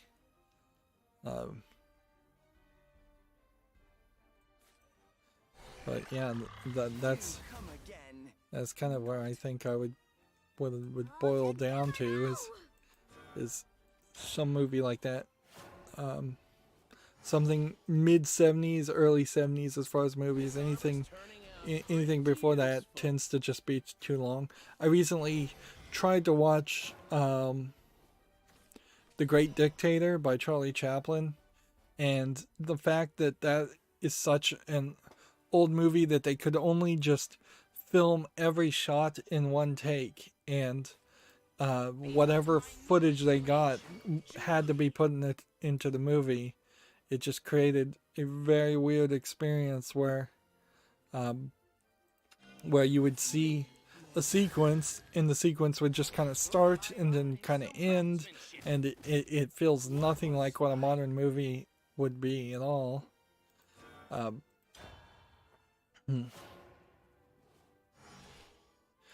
If anything, I would argue some of the older video games do stand up a little bit better than old movies do, because movies are not interactive. You can make a decent argument to go and play something like Space Invaders for 5 minutes or so, or the original Donkey Kong arcade game. There are some games like that. Depending on the version of Street Fighter 2, that it's fairly still good to run an emulator to play like Street Fighter 2 Hyper Turbo Fighting, because they had modded that to increase the speed of the gameplay quite a bit for Street Fighter 2. Oops. Wasn't my 10th turn. That was a mistake. Accept harmony. Hellstorm. And yeah, How much longer must I like persist? the Ninja Turtles arcade game and the Simpsons arcade games are some of the older things I'm thinking about that I would at some point might want to play. Yeah, particularly if they're available on Steam. I think the Simpsons arcade game might be. 100%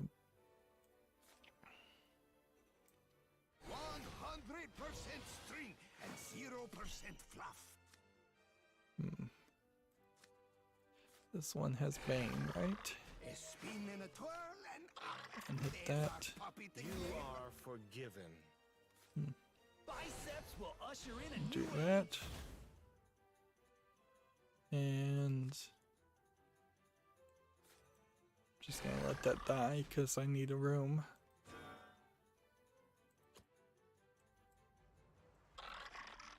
Yeah, in the turn. Moving on, we have a game on Steam here called Battle of Rip Creek.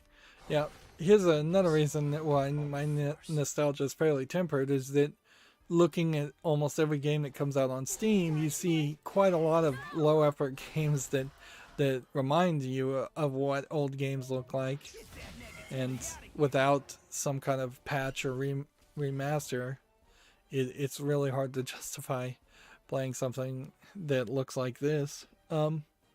Shadow Man is a great example of like a game that I have some nostalgia for, and I'll want to play that at some point.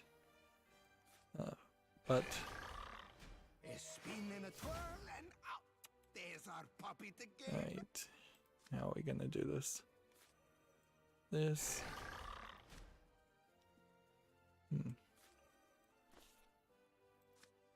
See, Storm.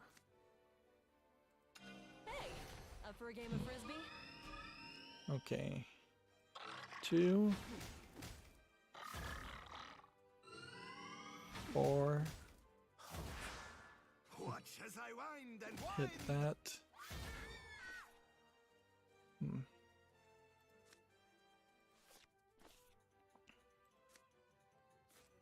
Go ahead and put that on the ground. Little canary.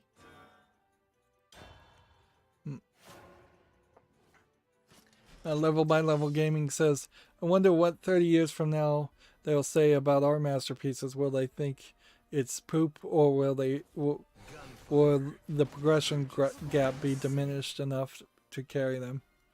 I think, hopefully, like ideally what you would see is a lot more emphasis on storyline and just improved experiences as far as audio. Like we have still not really adapted surround sound.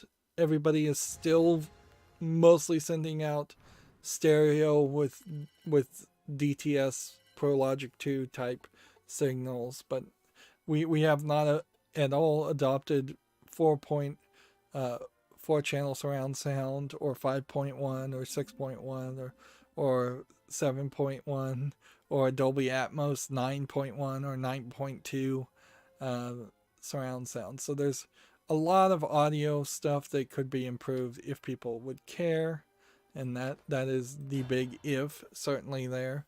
Visuals, I think we are probably going to not see major increases in visuals. It's going to be a slower process to get people to adopt 4K when most of the things are streaming, and even the over-the-air providers and the cable providers can't really give you consistent good 4K quality content. Ideally, I'd like to see an improvement in story writing. Personally, I'd like to see less SJWs writing the same stories and the same propaganda pieces over and over again. So we might see some swings in different directions, maybe the direct opposite directions even in stories. But we also probably will see more voice acting in games. I just played Shantae Half Genie Hero Ultimate Edition, and that's a very weird game in the fact that you have occasionally a line that's voice acted, but then the rest of the game is very much like a visual novel where you're just having to read the dialogue yourself. So we'll see improvements there. There probably will be continued efforts in virtual reality, but I don't think virtual reality is going to ever actually connect. We've seen fairly no progress for this new generation as far as controllers, although I think some of the motion controls on the PlayStation 5 controller have been fairly well improved from what I hear. So we might see some better motion controlling. We may see games that you can talk to directly and they actually understand you. That's been something that's been tried and failed at before. Let's see. If we get rid of this, we can summon a dragon that way.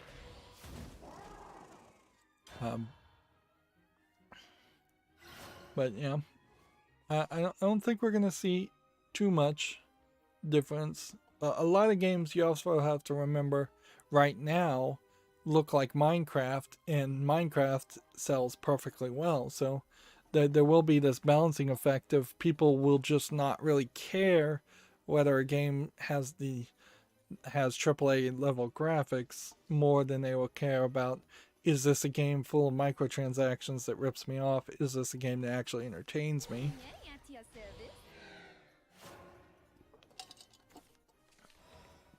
The bigger statement, unfortunately, about wondering about what happens in 30 years from now is, regardless of what happens, 30 years from now will not be the world of the gamers of today.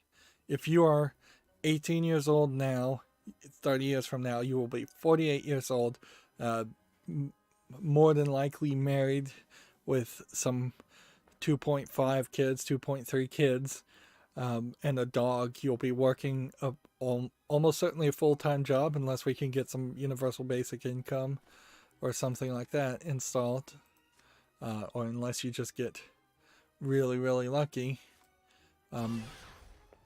So it very easily could be just more of the same for a different generation. We have been seeing a decent amount of that happen in the Netflix cartoons, in the fact that they are remaking She-Ra and He-Man cartoons for a new generation. There's a new Polly Pocket cartoon I just saw. There's a new Ninja Turtle cartoon has come out 2 or 3 times since the what I would have thought was the first Ninja Turtle cartoon. So a lot of this stuff is just coming back over and over again. Animaniacs is coming back on TV as a cartoon, so we may very well just see remakes over and over again, filling up 50 or 60% of all the games that come out 30 years from now. Also, it could be that something better than video games gets created, some brain chip interface, which, if that really happens, then everything gets thrown out the window, because you may not be looking at a screen at all. It may be just some chip that makes your brain see the images and feel the feelings.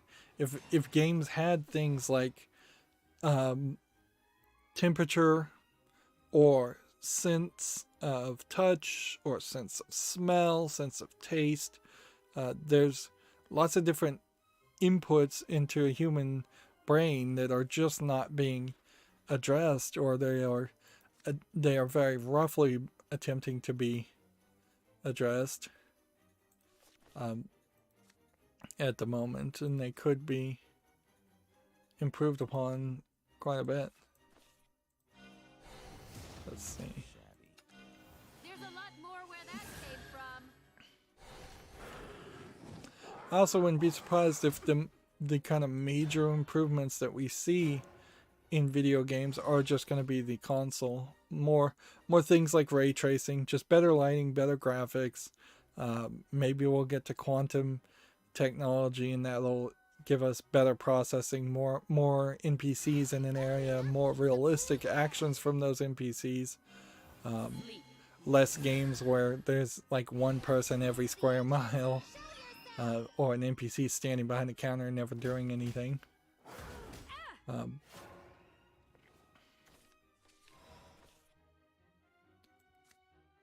See.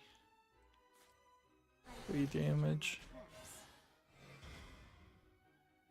Nowhere to run. There we go. Ready to witness my true strength? Trying to evolve this up. I should have evolved it up first and then attacked.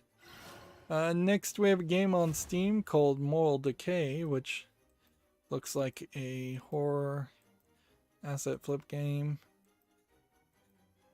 It kind of feels like it might be player versus player, but it is suffering from some dark screenshot syndrome. It's $2.04, English and Portuguese, single player only. Yeah, this probably is just one room where you're fighting people, but they do have a trailer video here that clearly they're trying to imply there's more of a game than I think there really is. The abyss will be your terminus. I guess I could be generous and put this on the follow list, but that price tag tells me it's probably not worth anything. The time to lament has ended. Honestly, I'd like to see people much earlier than 30 years from now decide to start getting tired of the same things over and over again. We see far too many horror asset flip games, and I'd like to see that go away. Let's see. See if we can draw a card. Level by Level Gaming says, haha, I'm 40 something with 3 kids and a full-time job. I just put in over 300 hours back into Fallout New Vegas. That's another game I need to get around to play eventually. Do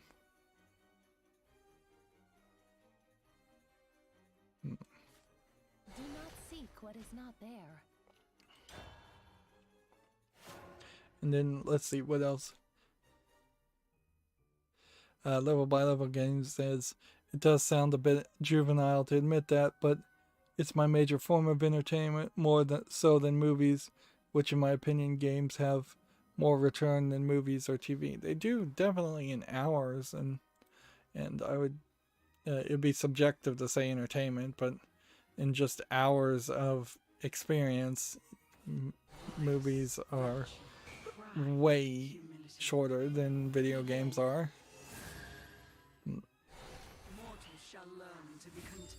Yeah, we also will be in a different world, certainly. Like, while it feels a little juvenile and people might look down on you for playing so much video games now, probably less than 10 years from now, most people will understand that gaming is just a normal thing that people will do throughout their entire life. Otherwise, they will look very, very weird. 5 to a random follower. So we can restore 3 health. 3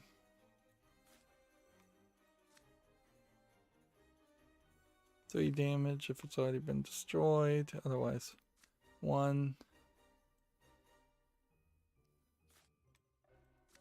This is a Machina character. Can we do this? What arrogance. Can do that. Yeah.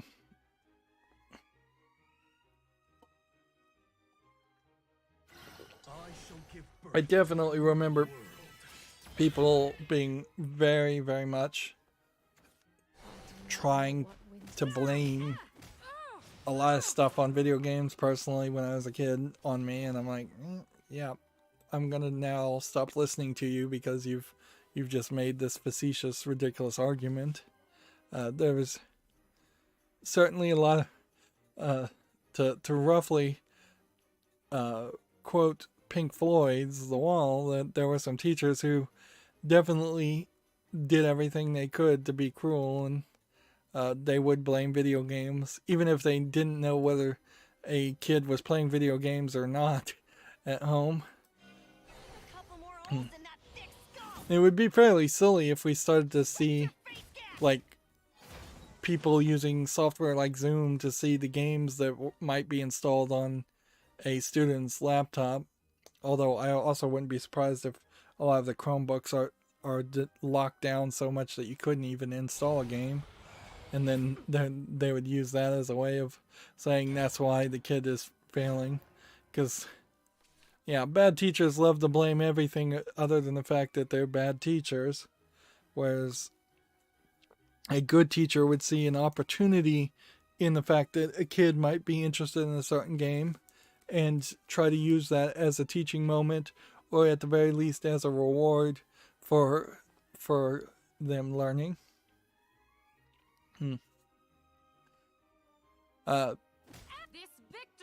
But yeah, we are now at a point where you're pretty much living in the past if you say games are bad. It sounds as ridiculous as the point where they were saying that bicycles were bad and books were bad, the printing press was bad, too much too much sugar actually is bad for you physically, but yeah, there's always some level of hysteria around whatever the new technology is. They used to say comic books were bad, and yeah, nothing ever ruined society. If anything, the thing that has ruined societies more than anything else is just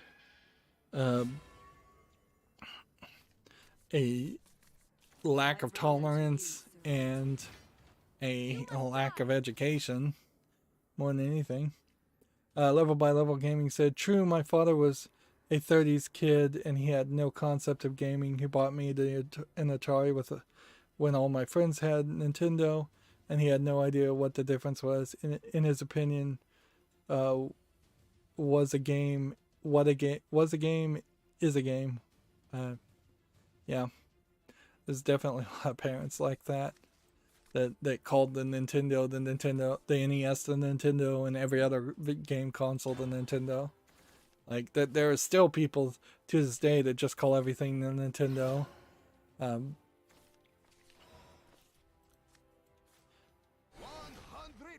string, Yep. 0% fluff.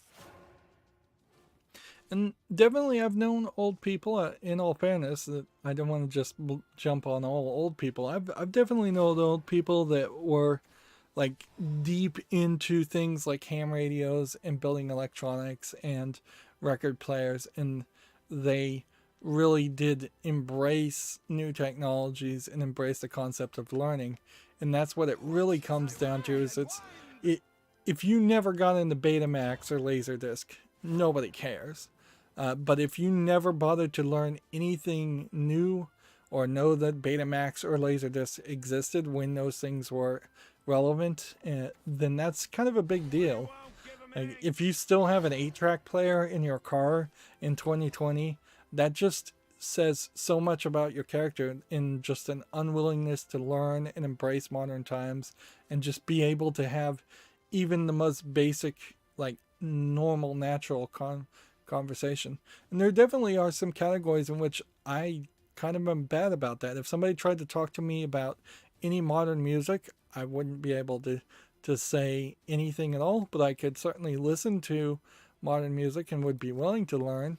But yeah, I have no idea what modern music is playing these days, or who the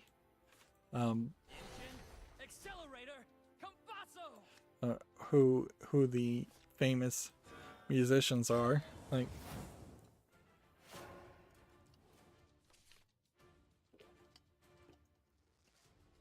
particularly I can say, like, well, on the Atari, I never played the Atari or anything that was like that first generation of consoles, and some of those games sound like people have nostalgia for them, but they all look so awful. Like, that there's just no graphics there. I couldn't really justify playing any of them. Even E.T., which is probably the most historically relevant game, is not really worth playing. But if somebody was to go and remake E.T. and make it look good, then I'd spotlight that. Pitfall is another example of something that's historically relevant, but it's just not something that I really could justify playing. But there was something else I was going to say about just not willing to learn things. Oh yeah, since I'm a nerd, a geek, whatever, and I'm doing all these weird Linux server stuff that I keep talking about, and I'm sure nobody really cares about. What I see more generally is a lot of people who just don't want to learn even basic technology stuff that they need to know. Like, they don't know how to mute their phones. They don't know how to, like, back up their stuff, but then they would be upset when they lost that data. They haven't really embraced the idea that you probably don't need Word. You can just use Google Docs. Fine. Let's see. This. Welcome to the city of hopes and dreams. And then evolve this. Begin. Welcome to the city of nightmares and despair. And okay. So 1, 2, 3. And then we take that out. And then we attack here. I won't fall. Not here. But yeah, there are definitely some people that really have not embraced learning anything about technology over the past their entire lifetime. People that don't know how to, who have just like never touched a computer, don't know how to log in, don't know where to put up files and folders. And we've seen, I think in general, a lot of examples of that where you have just headstrong, intentionally, willfully ignorant teachers who cannot and refuse to learn, even though they're paid often because of teachers' unions. And I'm not going to say teachers' unions are a bad thing, but this would be a point where teachers' unions in general should either kick out members or kick them in the butt so that they actually learn how to use Zoom, how to use Google Classroom, whatever software they're using. Instead, I've heard a decent amount of complaints from teachers going, oh, this software doesn't work. Oh, this is awful. Oh, the kids can't learn. When at the core of it, it is just that teachers don't want to do anything different. And frankly, that teachers have gotten away with being able to teach the same lesson out of their own personal lesson plans for decades without really enough oversight or enough improvement, just because they don't want to learn anything and they just don't want to change their behavior, which ironically is almost certainly the thing every teacher complains about as far as bad students, is that they don't want to learn anything and they don't want to change their behavior. So maybe a lot of times it is just monkey see, monkey do. It's surely like obvious that like it makes sense if you're working a different job that you don't have free time to goof around like I do and learn new technologies just for the love of learning. I wish more people had a natural curiosity and love for learning, but People are tired. People work really hard. They get overworked and overstressed. But teachers in particular are mandated to have continuing education. Teachers are, nurses are, doctors are, things professions like that are very often mandated to have continuing education, and so it would make perfect sense and definitely should be happening all around the time that that as the summer was happening this last year, all the teachers should have been trained on how to use the Zoom software or whatever software they were going to use, and they were given, frankly, extra time to learn that, and they still didn't get around to it. I will throw the IT people a little bit under the bus too. Nobody 2 or 3 years ago saw this coming, so the idea of spending extra effort to have a backend to run software like Zoom and training the teachers to run Zoom would have been ridiculous. It probably would have gotten you fired if you'd even suggested having teachers learn how to use remote conferencing software.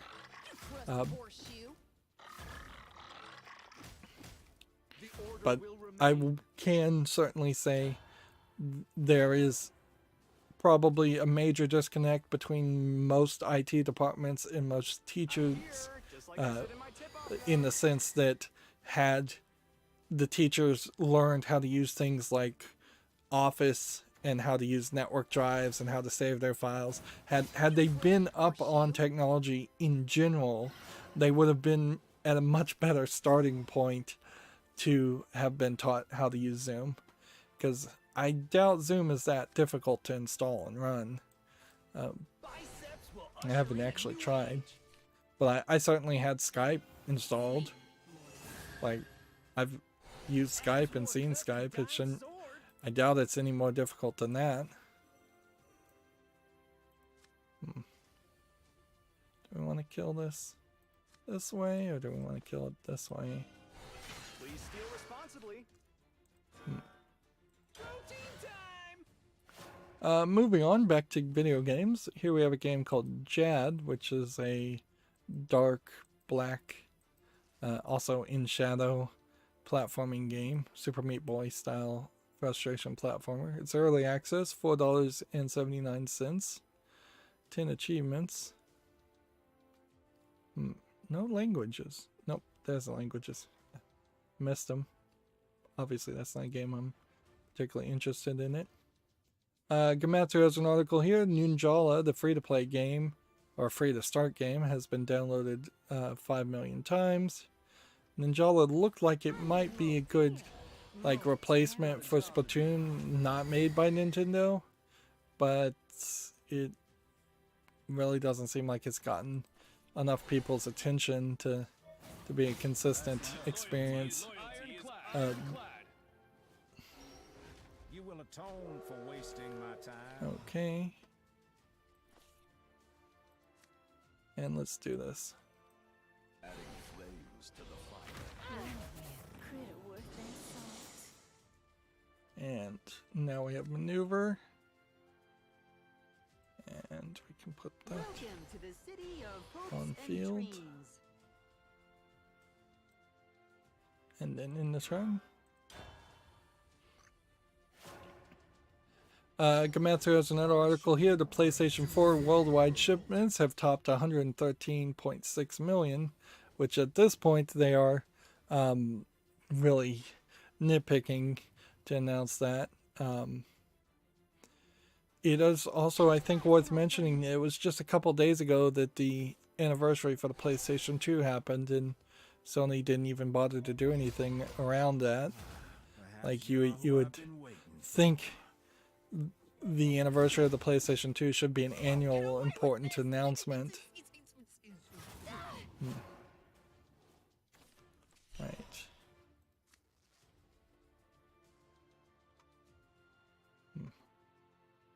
Let's hit this. We can't evolve this, can we? Actually, I think we might be able to. Let's do this. There are 1,000 ways to die. Do that. Wouldn't. And then in the turn. Begin. See, at the end of his turn, it's going to do 4 damage. So unless he can do a massive amount of damage to me, he's going to lose.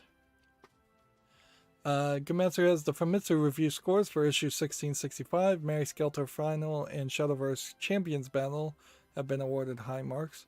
Shadowverse Champions Battle, I believe, a different kind of standalone version of Shadowverse that doesn't so much connect to the internet in this default Shadowverse game that we're playing right now. Hero, let's see, A Hero and A Garden. PS4 for Switch, 26 out of 40. That's pretty low. Construction Simulator 2 and 3 double pack, 30 out of 40. That's not the great. It's about average. Mary Skelter Finale is 33 out of 40. I feel like the Mary Skelter series might very easily get bundled together and re-released fairly quickly or remastered. Uchi de Ralakuma ga Uchi ni Yate Kita is 31 out of 40. I have no idea what that is, though. Our after school play was 28 out of 40, pretty bad. And then Shadowverse Champions Battle is 35 out of 40. So actually, Shadowverse is fairly highly reviewed there. Sleep enveloped in serenity. Although, I really don't know why you would want to play Shadowverse Champions Battle on the Switch unless you just want your kid to be able to play Shadowverse without them being able to potentially purchase anything. Otherwise, you almost certainly would want them to grind through the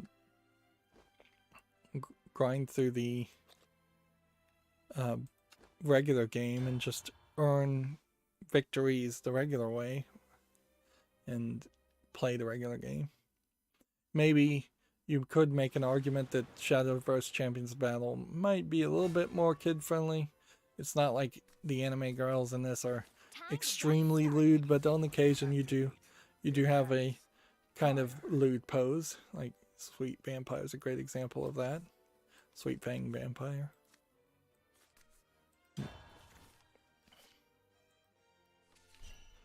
See, Devolver Digital did something fairly interesting, and this is the kind of thing, as a video game critic, I probably should not be involved in, but they had this announcement on the 27th. Our marketing department has forged a new Devolver Digital Platinum Steam code that gives you all Devolver games on Steam, both past and future. Gonna give one out as a test, so retweet to be entered to win. Also buy the new game from Devolver Disc Room.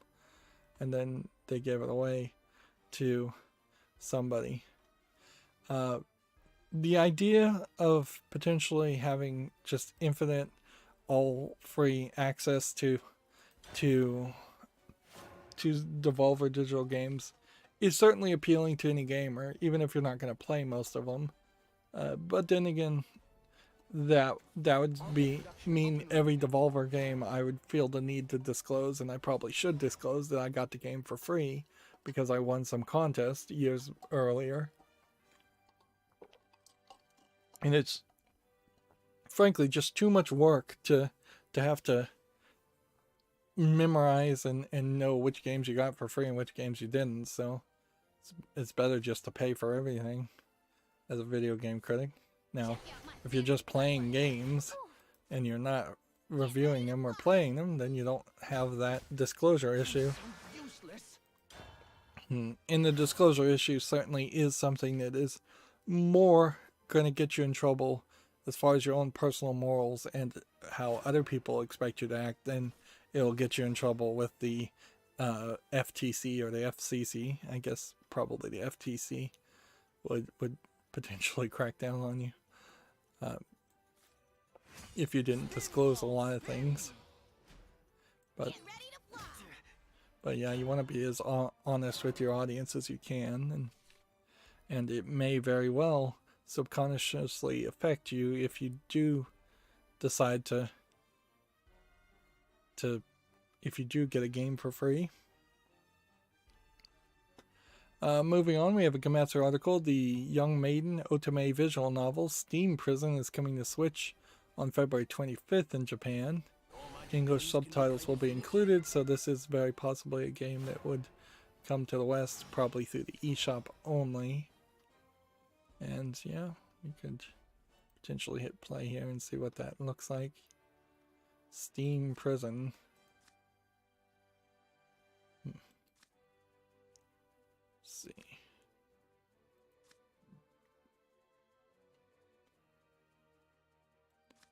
Let's destroy this. Then hit that. And then what else do we want to do?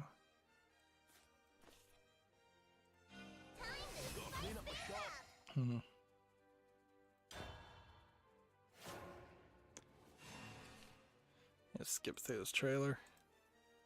This trailer is just showing me a lot of images. Swordplay.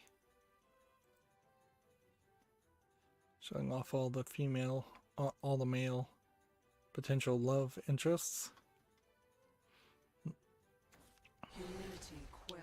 That is one thing I can almost guarantee you. In the next 30 years of gaming, we still probably will see a massive amount of visual novels. I wasn't good enough. Yep.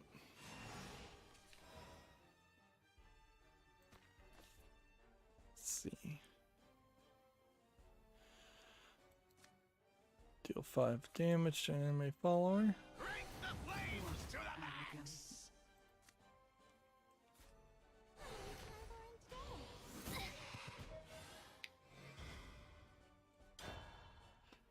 Next, we have a game on Steam here called Brothers in Blood, World War II co-op, which we are at a point where the visuals for a World War II game could be an asset flip, and it would be fairly hard to tell.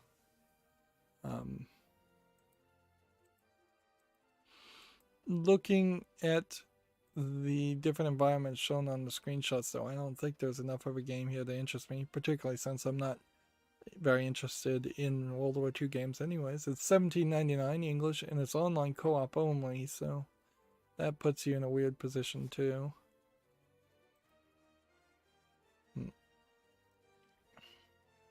See, next we have a game on Steam here called Life Simulator, which I suspect is a low-effort Chinese game, if I was to guess. Looks like it is mixed reviews. $6.74 English and Chinese. Generally speaking, I have no desire to play a game that emulates doing someone's job or doing someone's life, because those things tend to be boring. Life's a gamble. May as well have fun. Alright, let's see, can we do both? This. The uncharted desert awaits. And then this. Go! Go! I'm ready for more. And then that, I suppose. What do we have here? And that. Will it be Crimson Red? Next, we have a game on Steam called Mind Trap Reborn, which says it's a puzzle platformer, but to me it looks like it's a MS Paint looking low effort game for $9.99 English only. Nothing there to put that on the follow list. I thought I had fairly few things to talk about today, but it seems like we still have quite a lot. They put out a game for Pretty Girls Mahjong Solitaire Green from Zoo Corporation. They seem to consistently like to put out two different versions of the exact same game so they can double dip. They seem to be moderately greedy. This, again, is just Mahjong Solitaire, where a little Goku character will bring a bar down as you make more progress and slightly change the outfit of the character. You might get them as far as a bikini. I don't think there's actually any nudity in here, even though the game is tagged sexual content. Previous versions of these games that I've looked at didn't have that. This is $3.49, so the price is not terrible. Japanese full audio. But really, if you're going to play Mahjong Solitaire, you don't want anime girls in the way, taking up so much screen, and a timer. The timer is as much an issue as the anime girl. And if you want to look at anime girls, you probably are better off just doing a visual novel that will show you more and very possibly tell you a more interesting story.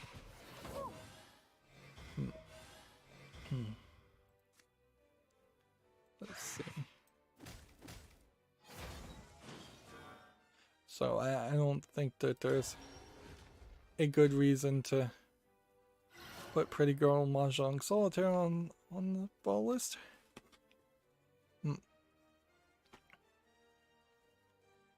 Next we have a game on Steam called Konsari, which is a 4x3 ratio game by the looks of it. Platformer action adventure is apparently. See, a game like this is a great example of like people nostalgic for Game Boy games, and I could just never really play a Game Boy game that looked, or something that was that looked like a Game Boy game that still had such a low resolution and such a weird issue at just adding issues for no reason.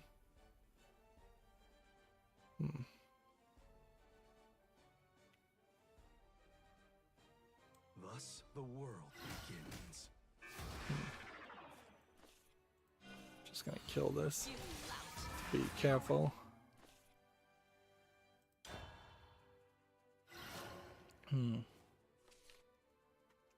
So yeah, Konsari's not gonna make it to the fall list.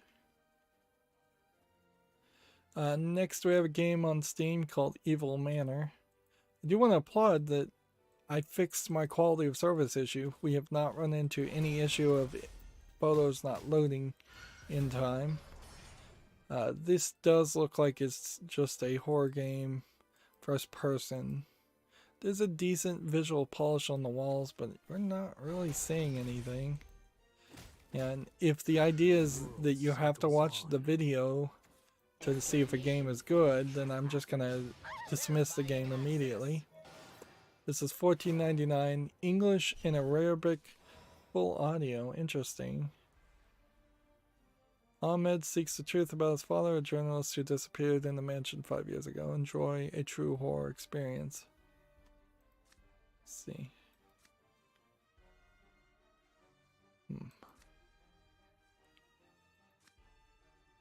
If I played this,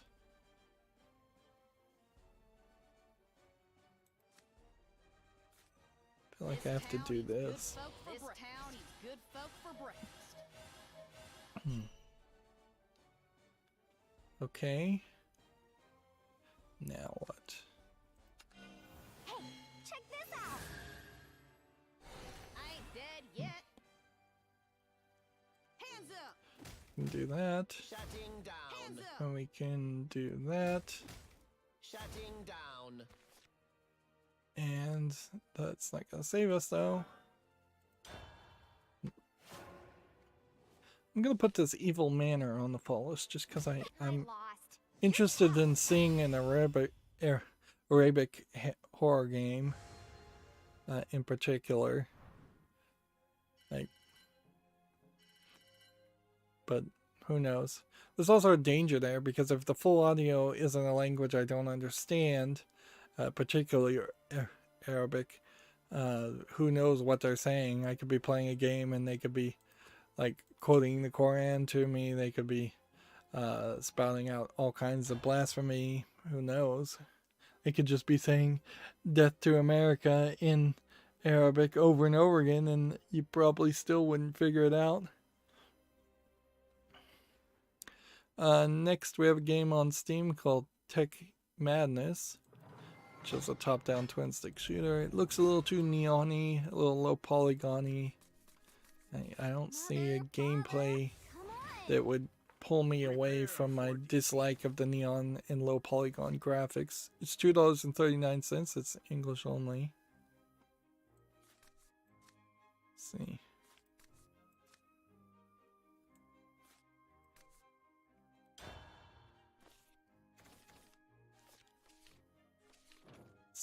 Next, we have a game on Steam here called Hawthorne, which, once again, we're seeing a lot of horror games coming out right as Halloween happens. I don't know why you would wait this long.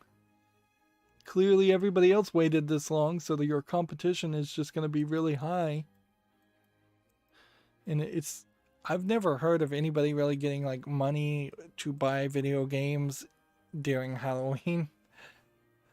And even if you were given money on Halloween to buy video games, I still don't know why you wouldn't release your horror game a couple weeks early.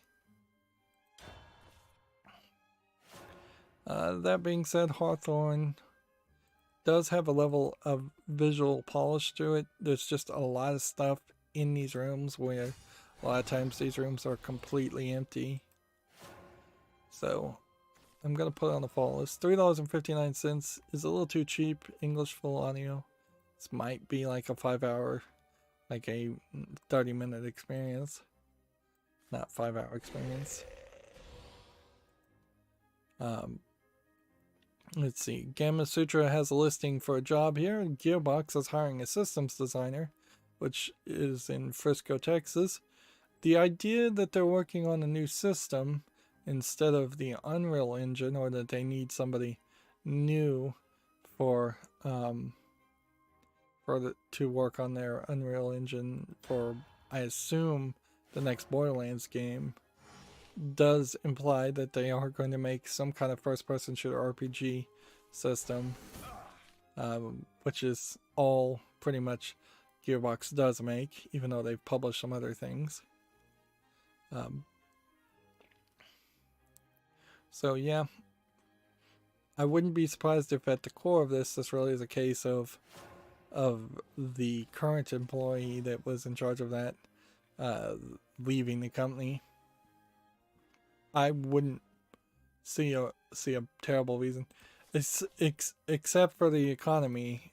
That's about the only reason right now you wouldn't leave Gearbox. If you could get a better offer, I think almost everybody would leave Gearbox, because I just don't think Randy Pitchford has any fans left in his own company.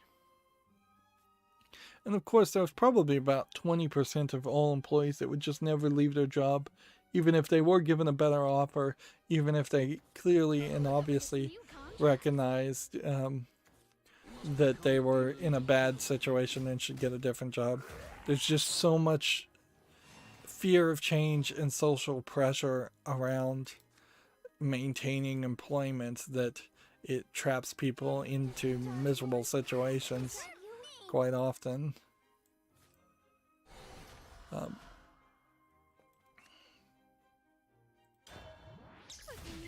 see.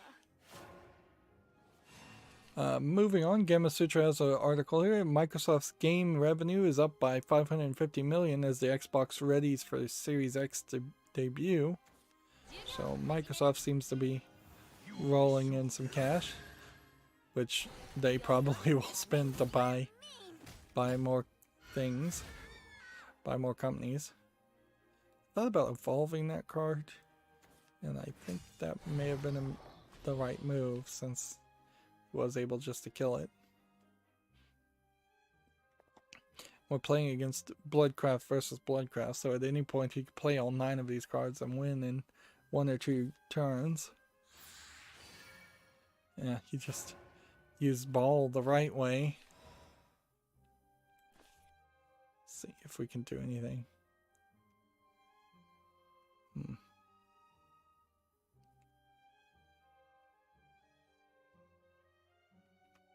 Don't want to do that. 3 damage, can't do anything. Can't play that. Can do that. Kinda haunted. No, And go ahead and evolve. Looks like you've got another spirit. Gamatsu has an article here. Ark Survival Evolved for the Xbox Series X enhancement update is now available. You can see that compared to the Xbox One at 720p, the Xbox Series X is at 4K. And yeah, you can definitely see that even though they're not showing you the exact same image, instead they're showing you one half versus the other, there is a level of more dynamic range in the colors. The colors here are very muted compared to this, and there's a decent amount of shading and details here. More grass and texture. Although foliage, while that is often considered a visual aspect, is something that you toggle on and off. So that's not really a fair comparison to say, well, there's more foliage here, unless you're just trying to make the argument that the Xbox Series X can handle more foliage. I did it! I won! He conceded. So we got relatively a free victory. We're up to D2. We're at rank 24 on the Battle Pass. I'm still not thinking I'm going to buy the Battle Pass. I probably... There's a small chance I'll get really, really desperate and buy the Battle Pass right before it expires. But yeah, I just don't know if there's a good reason to do that. So we just need one more victory, so I'm going to just swap over to our rotation Forcecraft deck and see if that can win for us. Gamatsu has an article here. Sony Interactive Entertainment CEO Jim Ryan says that the first 12 hours of PS5 pre-orders in the US topped the first 12 weeks of the PlayStation 4 pre-orders. Demand has been very, very considerable. Which, okay. Yeah, I could see some reasons for that. And now I suppose the best thing to say is we hope that the Sony PlayStation 5 delivers for all the people who ordered one. It's fairly easy on my part to stay out of it as a PC gamer. TechRaptor has an article here, and I would editorialize here. PETA, the People for Ethical Treatment of Animals, who fairly often don't treat animals ethically and are struggling to stay relevant. That's all my editorialization. They have criticized the no dog death setting in The Red Lantern, which is a game I don't recognize. Quote, dog sledding is a blood sport. Yeah, I kind of don't disagree with them. Like, in almost every scenario, there really isn't a good argument to say, yeah, dog sledding should be a thing people do and people are allowed to do. I could get if you actually needed to move materials and medicine or food and things across the ice, that dog sledding may very well be the safest, best way to transport things. But I imagine that is a incredibly small minority of times in which dog sledding is really done, and the rest of the time it is done as just races. So yeah. But this is, on the other hand, a great example of the problem with PETA is that, and just SJWs in general, which I think I can fairly call PETA members probably SJWs, is that instead of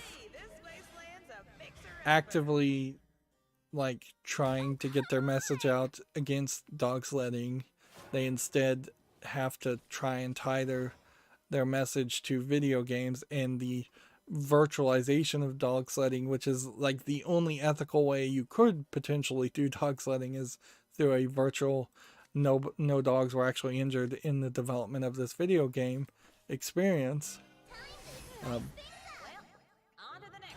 So PETA, instead of criticizing this game, The Red Lantern, they should be applauding it as a fine example. In the exact same way where I personally kind of don't believe that MMA and boxing should exist, but if you were going to give me a video game where I played as an MMA fighter, or if you were to stick Punch-Out in front of me, which is a game, getting back to nostalgia, I'm very nostalgic for that game. Like, it, yeah, I'd be perfectly happy to play Punch-Out and other boxing games, even though I don't appreciate it in the real way. Level by Level Gaming says love Punch-Out. Yeah, Punch-Out is great. It's a shame that there's like a Switch version that I've never played, and then I never played the Super NES version of Super Punch-Out. So my nostalgia for it is literally just the first game. Whether or not you're playing the first version or the second version, there's not much of a difference. One of the things certainly also to recognize about Punch-Out is it's actually more of a rhythm strategy game than an actual boxing game. So if somebody was to try to remake something like Punch-Out and they didn't have the rhythm puzzles and the timing puzzles in it, it would be probably not anything that interests me.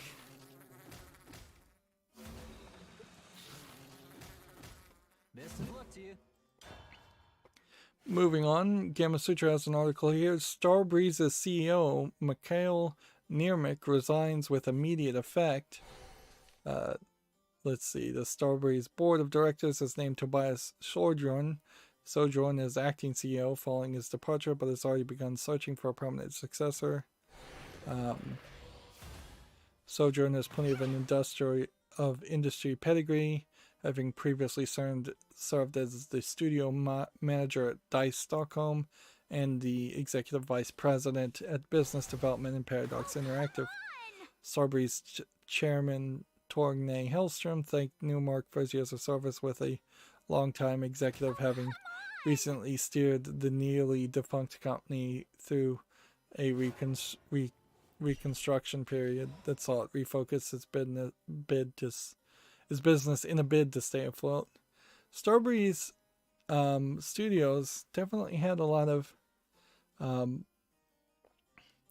definitely seems like it's had a decent amount of controversy around it, more than it should have, and it may still be in the making of a decent publisher of other games, so we may see Starbreeze getting a new CEO that potentially either improving or hurting third-party publishing of certain games. Level by Level Game says, out of time, got to go, good talking to you. Yeah, thanks for chatting to me. It also gave me a great opportunity to test my new third monitor, which is 90 degrees to the left of my eye line, so it does show that I can notice when somebody chats, and I can look at the chat message without having to put it on a cell phone that I often don't look at and don't respond to, and I've been bad about that. So you've helped me test out my software more than you might have known. And certainly it helps to have people chatting in the message in the chat line anyways, because that gets me more views theoretically. Level by Level says nice buy. I am rather close to having 400 subscribers, which is nice, but honestly, unless there is a artificial increase in the number of like random people that get recommended my videos, that happens after you get 400 subscribers, I imagine it won't significantly change how my channel is doing. But it's nice to be over an arbitrary number. It's much nicer to be able to put on a resume I had over 400 subscribers than to say I had 397 subscribers.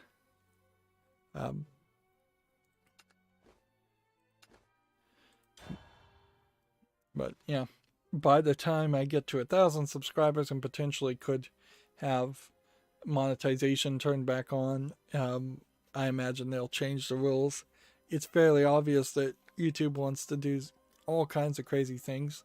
Them quote unquote accidentally shadow banning PewDiePie, for instance, shows that they've got all kinds of ideas about who they're gonna let stay on the channel, on the service, and who they aren't. Stand back. I have this covered. And ideally, hopefully, what you would have is a service like PewDiePie, after being shadow banned, him start to think about starting his own service.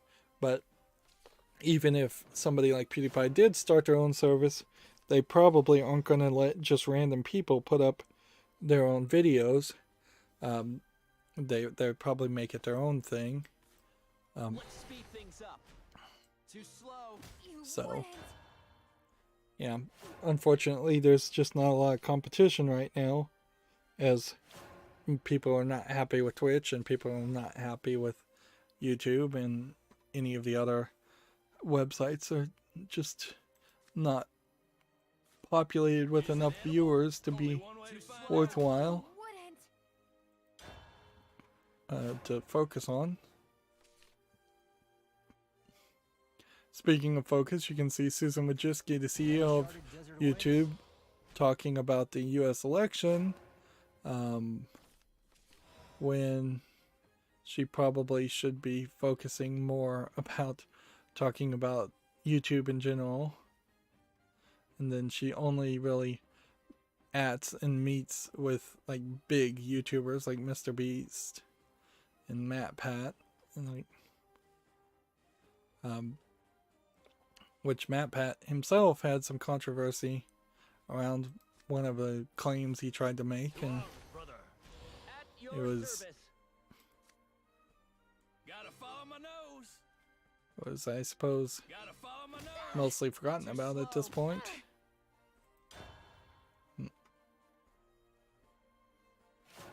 Yeah, if I recall correctly, Matt Pat was the one that made the video that said video games were, roughly speaking, he claimed video games were evil because they made you play as a Nazi character when you were playing like a World War II game in multiplayer sometimes, and that you didn't get to choose whether or not you were going to play as a Nazi character, which is just like total bunk. Of course you signed up for that if you're playing multiplayer in a World War II game. One of the sides is going to be the Axis, one of the sides is going to be the Allies. That's going to have people on one side act as the bad guys. Best of luck to you. No one gets past me. Best of luck to you. Let's see.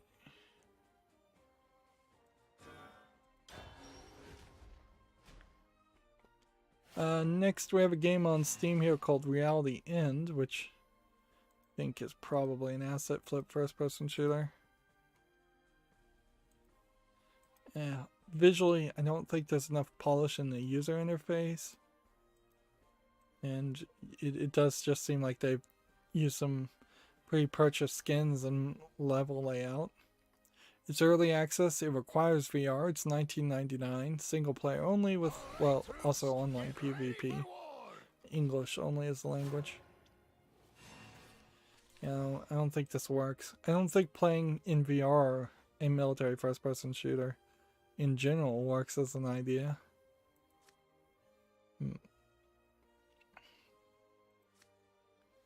Okay. If I was to do this and then evolve this. You look about as tough as a field mouse. You're done for. I love the smell of gun smoke. Die, cretin. That didn't go well.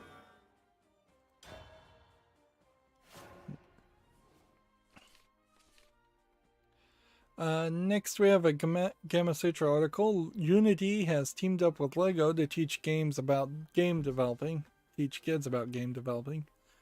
Lego micro game unboxing, which Lego had been kind of with the more scratch idea. Frankly, this is probably a fairly smart move. Getting kids really early to figure out a little bit about Unity could set the foundations for a whole generation of people being smart enough to actually use Unity, which is a complicated programming interface, to say the least. I do feel like, though, they're going to have to work really hard to have something that can actually give you results. Otherwise, this is going to be a lot of frustration for kids. Because, yeah, I just don't expect that to work as well as they think it's going to work. I need more fear, more Alright. terror. Got a job to do. Now I'm going to keep, let's see, this one, and this one. Loyalty is ironclad. And then Die, we, cretin. what do we want to do? We want to evolve this, I suppose. It won't be long now. Harder armor, stronger armor. That one, Stronger retreat. Steel and yourself. that one. Loyalty is ironclad. But yeah, I'll definitely look with some interest to see if Unity can really accomplish More fear. something really interesting with a teaching tool.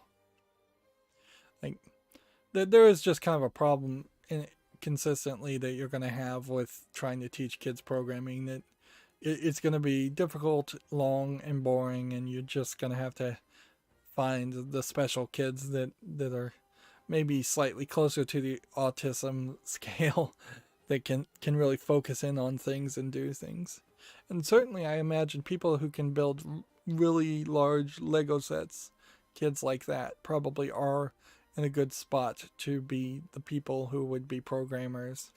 I feel like also Critter worth electronics, just understanding electronics, still is something that people need to be taught, even if almost all electronics are being designed and built in foreign countries at this point. Loyalty is ironclad. And you're not going to build your own radio or do anything like that. Let's see. This evolve. Can we do anything? I'm waiting to Can get do up close and that. personal, darling. Gotcha. And we can do that. My armor's been pierced.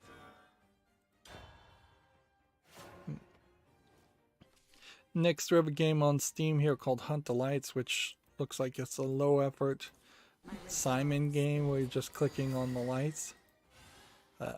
They're selling it for 89 cents, English only, nothing there Like I said in my tip worth off, mentioning. Let's see. Game of Searcher has an article. Sony has delayed PS5 launch title Destruction All Stars until 2021. So even though people may have pre-ordered the PlayStation 5, they may not have that many games to talk about. Damage to an enemy follower. You won't escape my blade. A prime target. Oh man, it's one of these guys. Hate these guys. I've lost. Next, we have a game on Steam here called Hive Mind, which looks like you're playing as bees in kind of a kid-friendly game. It's a co-op game with lots of languages. Not sure how you really play it, but also not really interested in finding out. Hive Management Co-op. 1 to 4 players is what it's described as. Next, we have a game on Steam called Carto, which It's tagged as a puzzle adventure game. It seems like you can move the world and it reorients the world. Exemplary battle.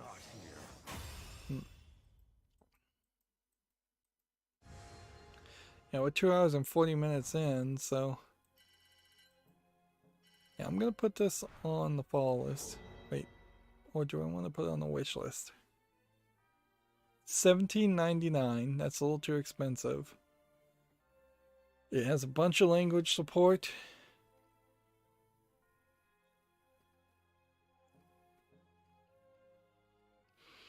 I'll put it on the wish list, I guess. It's past that point, so we'll do that. Now for this over here, let's see, we have failed in our quest to get one more victory.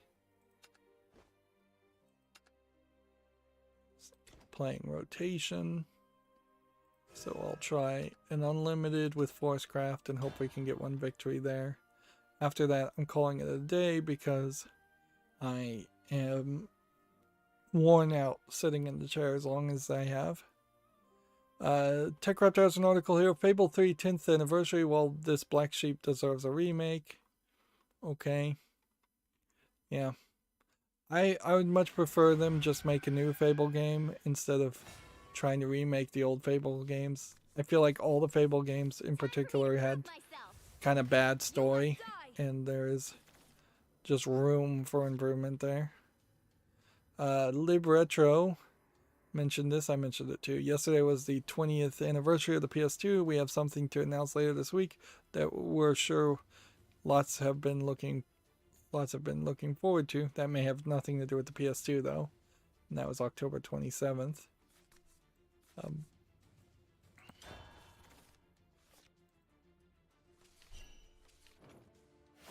See. Next we have a game on Steam here called Pago Forest Dragon's Revenge, which is tagged as an educational spelling game. Improve your grammatical spelling through the discovery of a heroic fantasy tale.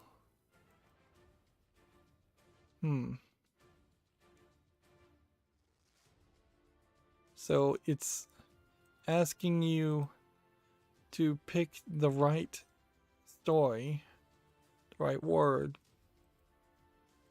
I'm not sure if there's a game here or not. This could be a low effort asset flip game selling itself as educational, or this could be an educational game that just looks a little rough because of it. It's $10.19, English full audio. Not sure if that really does everything. There's also a tower defense game with no reviews and Pago Forest Dragon's Revenge. Which is what we're looking at. Did this come out October 27th too? The tower defense? No, it came out a week earlier. No, I don't think I can trust that at all. The idea of releasing two games that use the same art assets so closely just strikes me as a scam. Next, we have a game on Steam here called Spherical Alliance, which looks like it's a kind of busy visual, old school platforming game. I'm calling it a puzzle platformer. Well, there we finally found a instance in which the screenshots don't load up. But whatever. We're still doing a lot better than we were in the past. May the forest be at peace. Spherical Alliance is $8.09, English full audio allegedly. And it's just nothing that I'd want to play. We did talk about Cyberpunk 2077 being delayed. I don't think there's really much more to say there. It's delayed. Yeah. Most people know it's delayed or don't care. I wouldn't be surprised, honestly, if it was delayed once again later on. Hey, let's play. Let's play. Help me, fairy. You wouldn't. see. Next, we have a game on Steam just called Voyager, which looks like it's a trivia game. Kind of like Carmen Sandiego, if Carmen Sandiego was really worse than even it is for such an old game. Tagged as educational. We usually don't see 2 educational games within the same month. This is $17.99.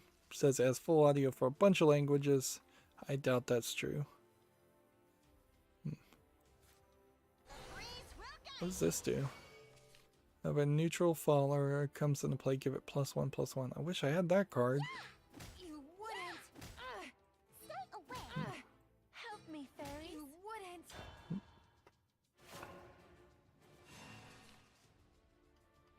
wouldn't. TechRaptor has an article here. Survive a Korean zombie apocalypse in Zelter. I don't know what specifically makes it a Korean zombie apocalypse. Does look like a slightly interesting game. I kind of feel like this is a nice menu interface too. I feel like we may have mentioned this game, and I was going to look it up on Steam. I wonder if that means a lot of these games are redundant things from last stream. Best of luck to you. Alright, well, this will keep this going. You're done for. So sparkle. Yeah. Stay away. Let's keep on playing. Gamatsu has an article, Layer of the Clockwork God for PS4, and launches November 6th, which apparently it's on Steam already, so let's check it out. It's rated very positively. It sells on Steam for $19.99, and apparently this is from the same guy who made Time Gentleman, Please, Been There, Dan That. So it does look like it's some kind of adventure game that looks like it might be good. It's rated fairly positively, so I'll put it on the wish list. Maybe I should not put it on the wish list. It's English full audio, 21 achievements. Saying it's a fast-paced point-and-click adventure game, which generally speaking, fast-paced and point-and-click adventures are not said in the same sentence. 3 of the leftmost cards in your hand. People are the brightest stars in the sky. Hey, let's play. And then evolve that. It won't be long now. I shine, that mortals may know the way forward. And Mortals are adorable. how do we want to handle this? Let's go ahead and kill that. I'm all out of juice. And then hit that one, and then that one. Let's see. Next, we have a game on Steam here called Red's Runaway, which is being tagged as a shoot 'em up. Generally, I'm not interested in a shoot 'em up. This also looks like it is a bit of a infinite runner, also with boss battles. That does mix 2 genres, both of which I don't play a lot of. I kind of want to give this a chance. It's $8.49, English and Spanish Latin America. And again, you can see this as a game that feels like it definitely is designed to be released right on Halloween. I'll give it a chance. Let's see. Hit that. There you are, my little trespasser. Do we want to kill that?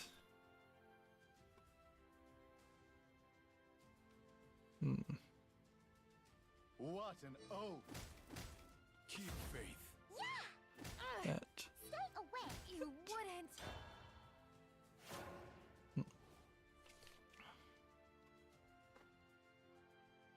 And there is the tab for Ghost Runner. So I did have that open. It just was way at the other end of the list. TechRaptor has an article here for a game called Cats Organized Neatly, which looks like a cell phone Tetris type game. Cats Organized Neatly is a fun short puzzle game. If you're looking for well-designed puzzles and cute kittens to while your time away, this is a great pick. Adorable cat aesthetic, well-designed levels, cute kitty sound effects. Cons are there are only 80 levels, and apparently it's either not available yet or it's not on Steam. The guy conceded, so now we have a couple of packs, which is nice. Gamatsu has No More Heroes 3 gameplay trailer and screenshots. So No More Heroes 3 is in development and coming out. This is part of the Nintendo Direct Mini, which I believe they said that is going to be the last one for the year. These Nintendo Direct Minis have been in the past.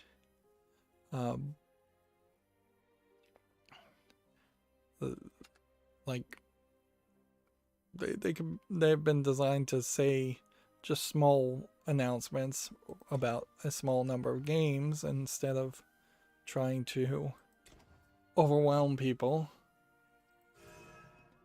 with lots of announcements. And see, since this is a Nintendo Direct, I'm not going to show any of the footage, but I can say the footage I am seeing does look very much like No More Heroes 1 and No More Heroes 2. So it doesn't seem like it's going to change the gameplay style in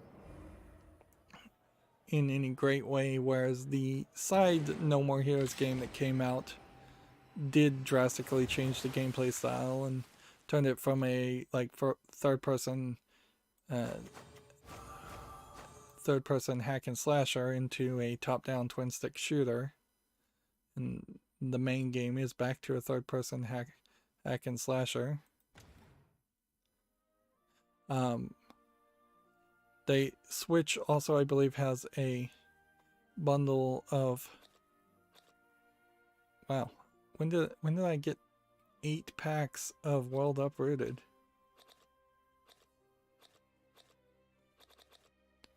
Wow. Okay, well, let's open 8 packs of World Uprooted while we're here. Let's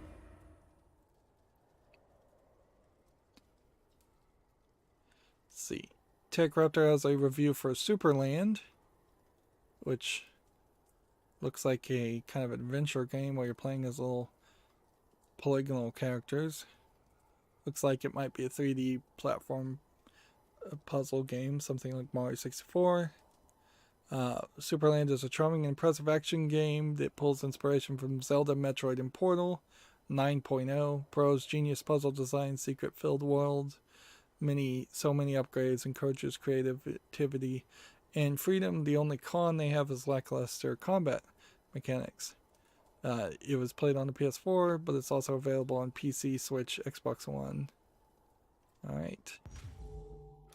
So that's another game that seems like it's going to potentially be something for the wish list. I haven't opened a ton of packs from World Uprooted, so there is a decent chance here that I will get cards I don't have, which might drastically improve my experience in rotation and possibly even out of rotation unlimited gameplay. But ideally what we would want to see is more and more platinum cards.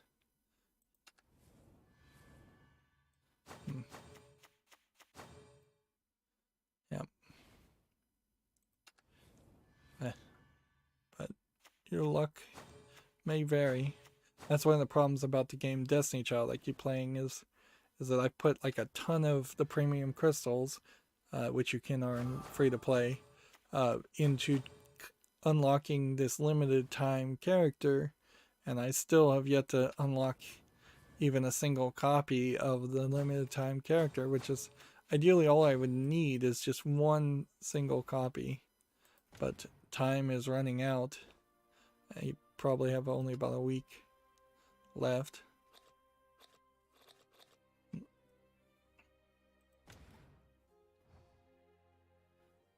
So, alright.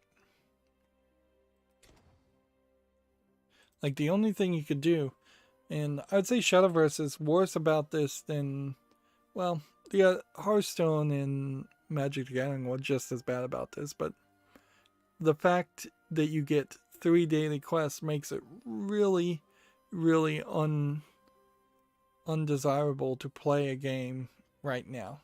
Like, I'd much better be rewarded to wait at least 21 minutes so that the daily mission of getting 3 victories is playable. But ideally, I'd want to wait like 20 hours to get 3 more daily quests.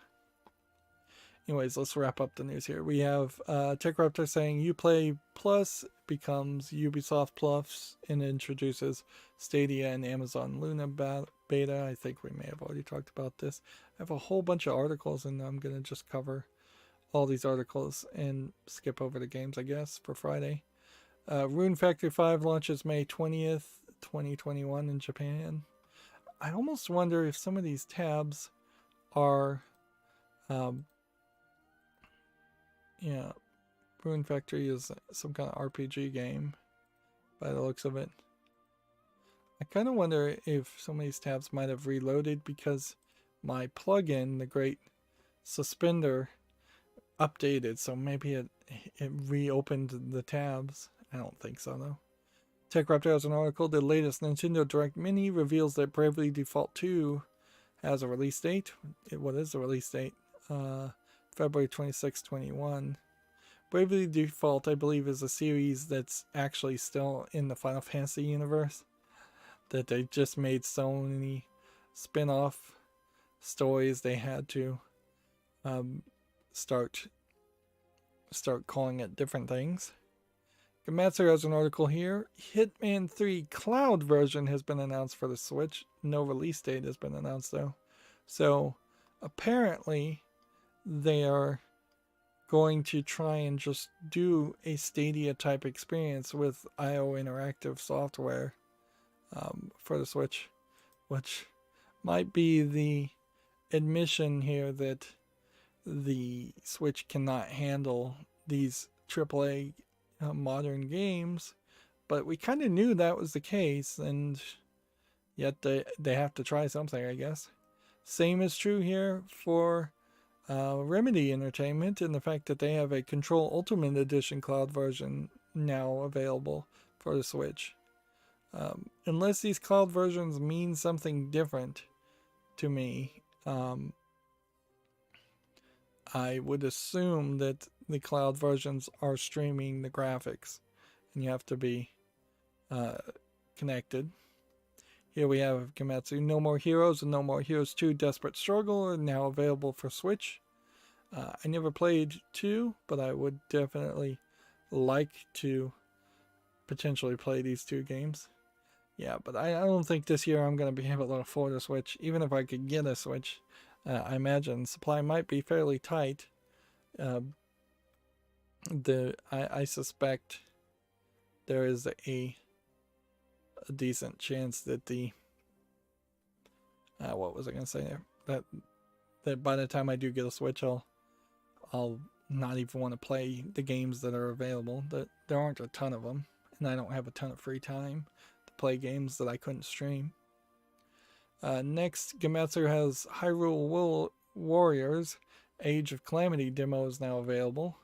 This is the beat 'em up Koei Tecmo designed game for from the Warriors series with Hyrule characters. And I think a lot of kids are going to be disappointed when they go to play it. Didn't expect it to play a lot like the latest Zelda game, Breath of the Wild, when it won't. Gamasutra has an article. Scopely has raised $340 million to forge new partnerships in mobile games. Was Scopely published? It doesn't say, but I do recognize Scopely. Gematsu has the same article. Bravely Default 2 launches February 26th. Yep. Let's see. Yeah, and then they have the little chibi animation style of those characters. And we were just going to talk about the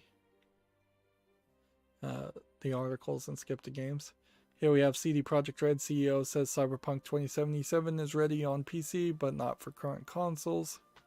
Which, yeah, that certainly explains the delay. And then Gematsu has Xbox Series X and Xbox Series S unboxing videos if you're interested in that. Although, frankly, you're being fairly silly if you care about watching an unboxing video on a product. You've gone far too deep, and you can see there's a lot of people that did unboxing videos.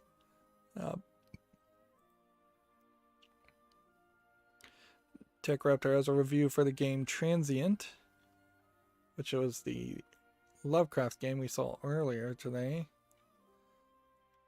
And they gave it a 7.0. Transient is an ambitious horror game which fans of H.P. Lovecraft will appreciate for its overarching themes and sneaky references. Prose, beautiful rendered environments, deep exploration into Lovecraft lore, challenging puzzles. Cons, the mid to late game pacing issues, and overly long minigames. And unfortunately, I think that is just the case you're going to run into with anything based on H.P. Lovecraft, because at the core of it, you know that if they're basing their story on a story somebody else wrote, then they are being lazy and not putting a lot of effort into it. And thus, the other parts and elements of the game are going to are also going to be lazy. Here's another site we don't typically look at, but MGM has pulled Tomb Raider 2 off its schedule, and that's a video game reference here, is that, yeah, the Tomb Raider 2 movie is delayed permanently at this point, or indefinitely at this point, I guess is the right phrase to use, mostly because of the pandemic. Gematsu has an article here, Golf with Your Friends. The Deep update is now available, and it adds a new course. So if you have friends and you're golfing with them, you have one new place. And see, yes, there was a game here, according to Gematsu. White Day VR, the Courage Test, is coming to PC on October 3rd. The Korean virtual reality theme park experience comes home. What's funny here is the game that we saw that was called the Courage Test, though, is not this game.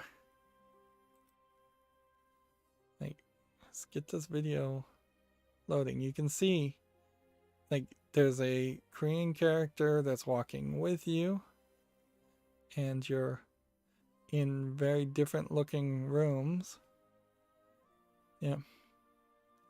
And this is a much better looking game than the other game I saw. You know, there is a interesting thought in particular where you're being led around by somebody else in a horror game too. That's an interesting idea. Because typically in horror games you're left to your own devices to be scared by yourself, but that doesn't always prove to be the best way to tell a narrative. In fact, it almost never is the best way to tell a narrative.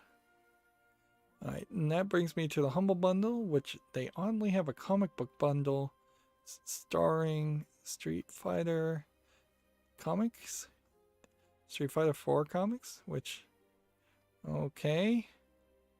There's some nice covers here, but I wonder how much actual story you could get in a comic book form, and a decent number of like loot images. They need to make a new Darkstalkers game instead of making comics with the Darkstalkers characters.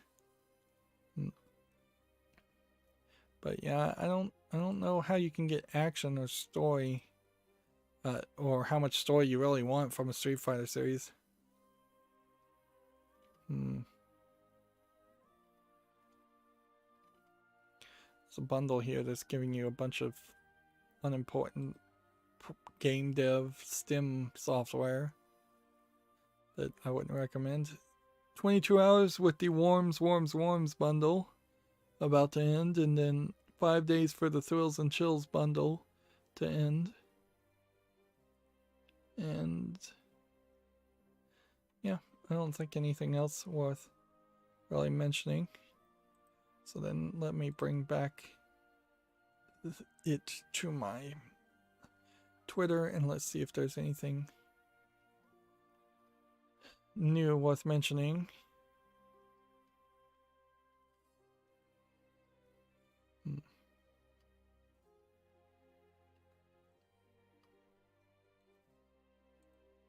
See. Is there anything new worth saying? I heard Giant Bomb review Watch Dogs Legion and saying it's kind of an old style of open world game and it just feels very awkward. In particular, I think Watch Dogs 1 tried to be very serious, and then the correction that people liked in Watch Dogs 2 to make the game less serious helped a lot, and now Watch Dogs Legion seems to be trying to take it back to being serious. So they seem to lack a concise narrative, like just editorial director, somebody who knows how they want the game to be and sticks to it one way or the other. In all honesty, if they want to make a serious game and get fewer sales because nobody likes that, that's fine, but swinging back and forth doesn't satisfy any audience.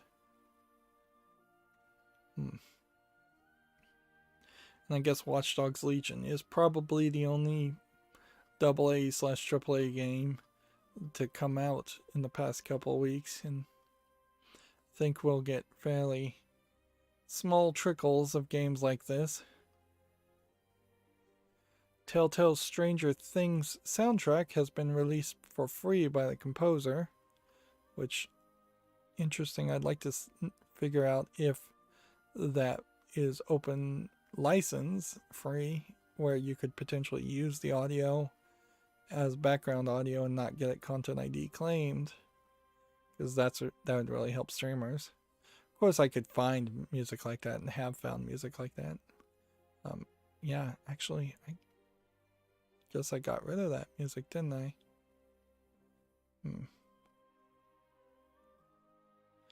Borderlands 3 is giving out Zoom backgrounds of Borderlands 3, which would probably get you in trouble. And they're also promoting Spirit Halloween Borderlands outfits. Goats arrive in the experimental Bedrock beta feature of Minecraft. Be weird for goats to be released in Bedrock and not released in Java. Yeah, I don't think there are any goats in Minecraft. They have added a decent amount of stuff in the last couple updates for Minecraft, but I don't think goats was one of them.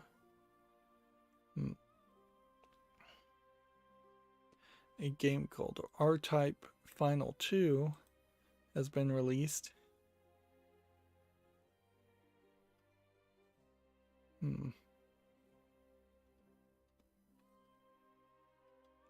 See. There's an article here about the history of the Dreamcast from Sega Europe. Sega Europe, or no, Sony PlayStation Europe got a patent / trademark, I think it was a trademark, for the PlayStation symbol all in white, which probably indicates that there will be at some point a different branding of games, or special all white PlayStation 5, but most of the PlayStation 5 is already all white. So I don't know what they're doing there.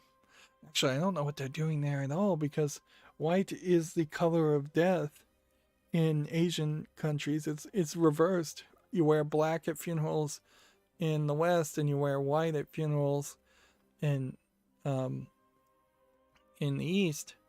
So why is the PlayStation then the symbol of death in all of its covering? Yeah. A new PlayStation app launches today, apparently. We'll talk about that more on Friday. I doubt a new app in any case would really matter much to many people. Xbox has sent several celebrities giant refrigerators with skins to make them look like the Xbox Series X, as I guess a joke, as a way of controlling the narrative. Okay. That's all I really have to say with that. It's probably a funny idea, certainly, but also it's a flash of opulence in troubled times to be sending refrigerators to people. If anything, it would certainly have been smarter, if you're going to send a refrigerator, to either send refrigerators to random people who entered a contest, or echo the idea that we're sending this refrigerator designed to look like the Series X to Snoop Dogg, but Snoop Dogg and Microsoft have donated over $1 million to some food charity, some food bank somewhere, and this was all done in the spirit of raising awareness for people who are going hungry. Particularly right now, there's a lot of kids that are probably going hungry because school lunch programs have been suspended as they've done internal remote learning more and more. They've just not been as well attended. So yeah, that's something they should have thought of. Anyways, we've gone 3 hours and 12 minutes, so that's going to be it for this stream. As always, I ask you to like, share, subscribe, comment, and watch every second of my videos. If you want a friend or follow me on any social media sites, there's a whole bunch of links down below. And if you want to support me further, there's a link to Patreon, or you can friend me on Steam and give me a game off my wishlist.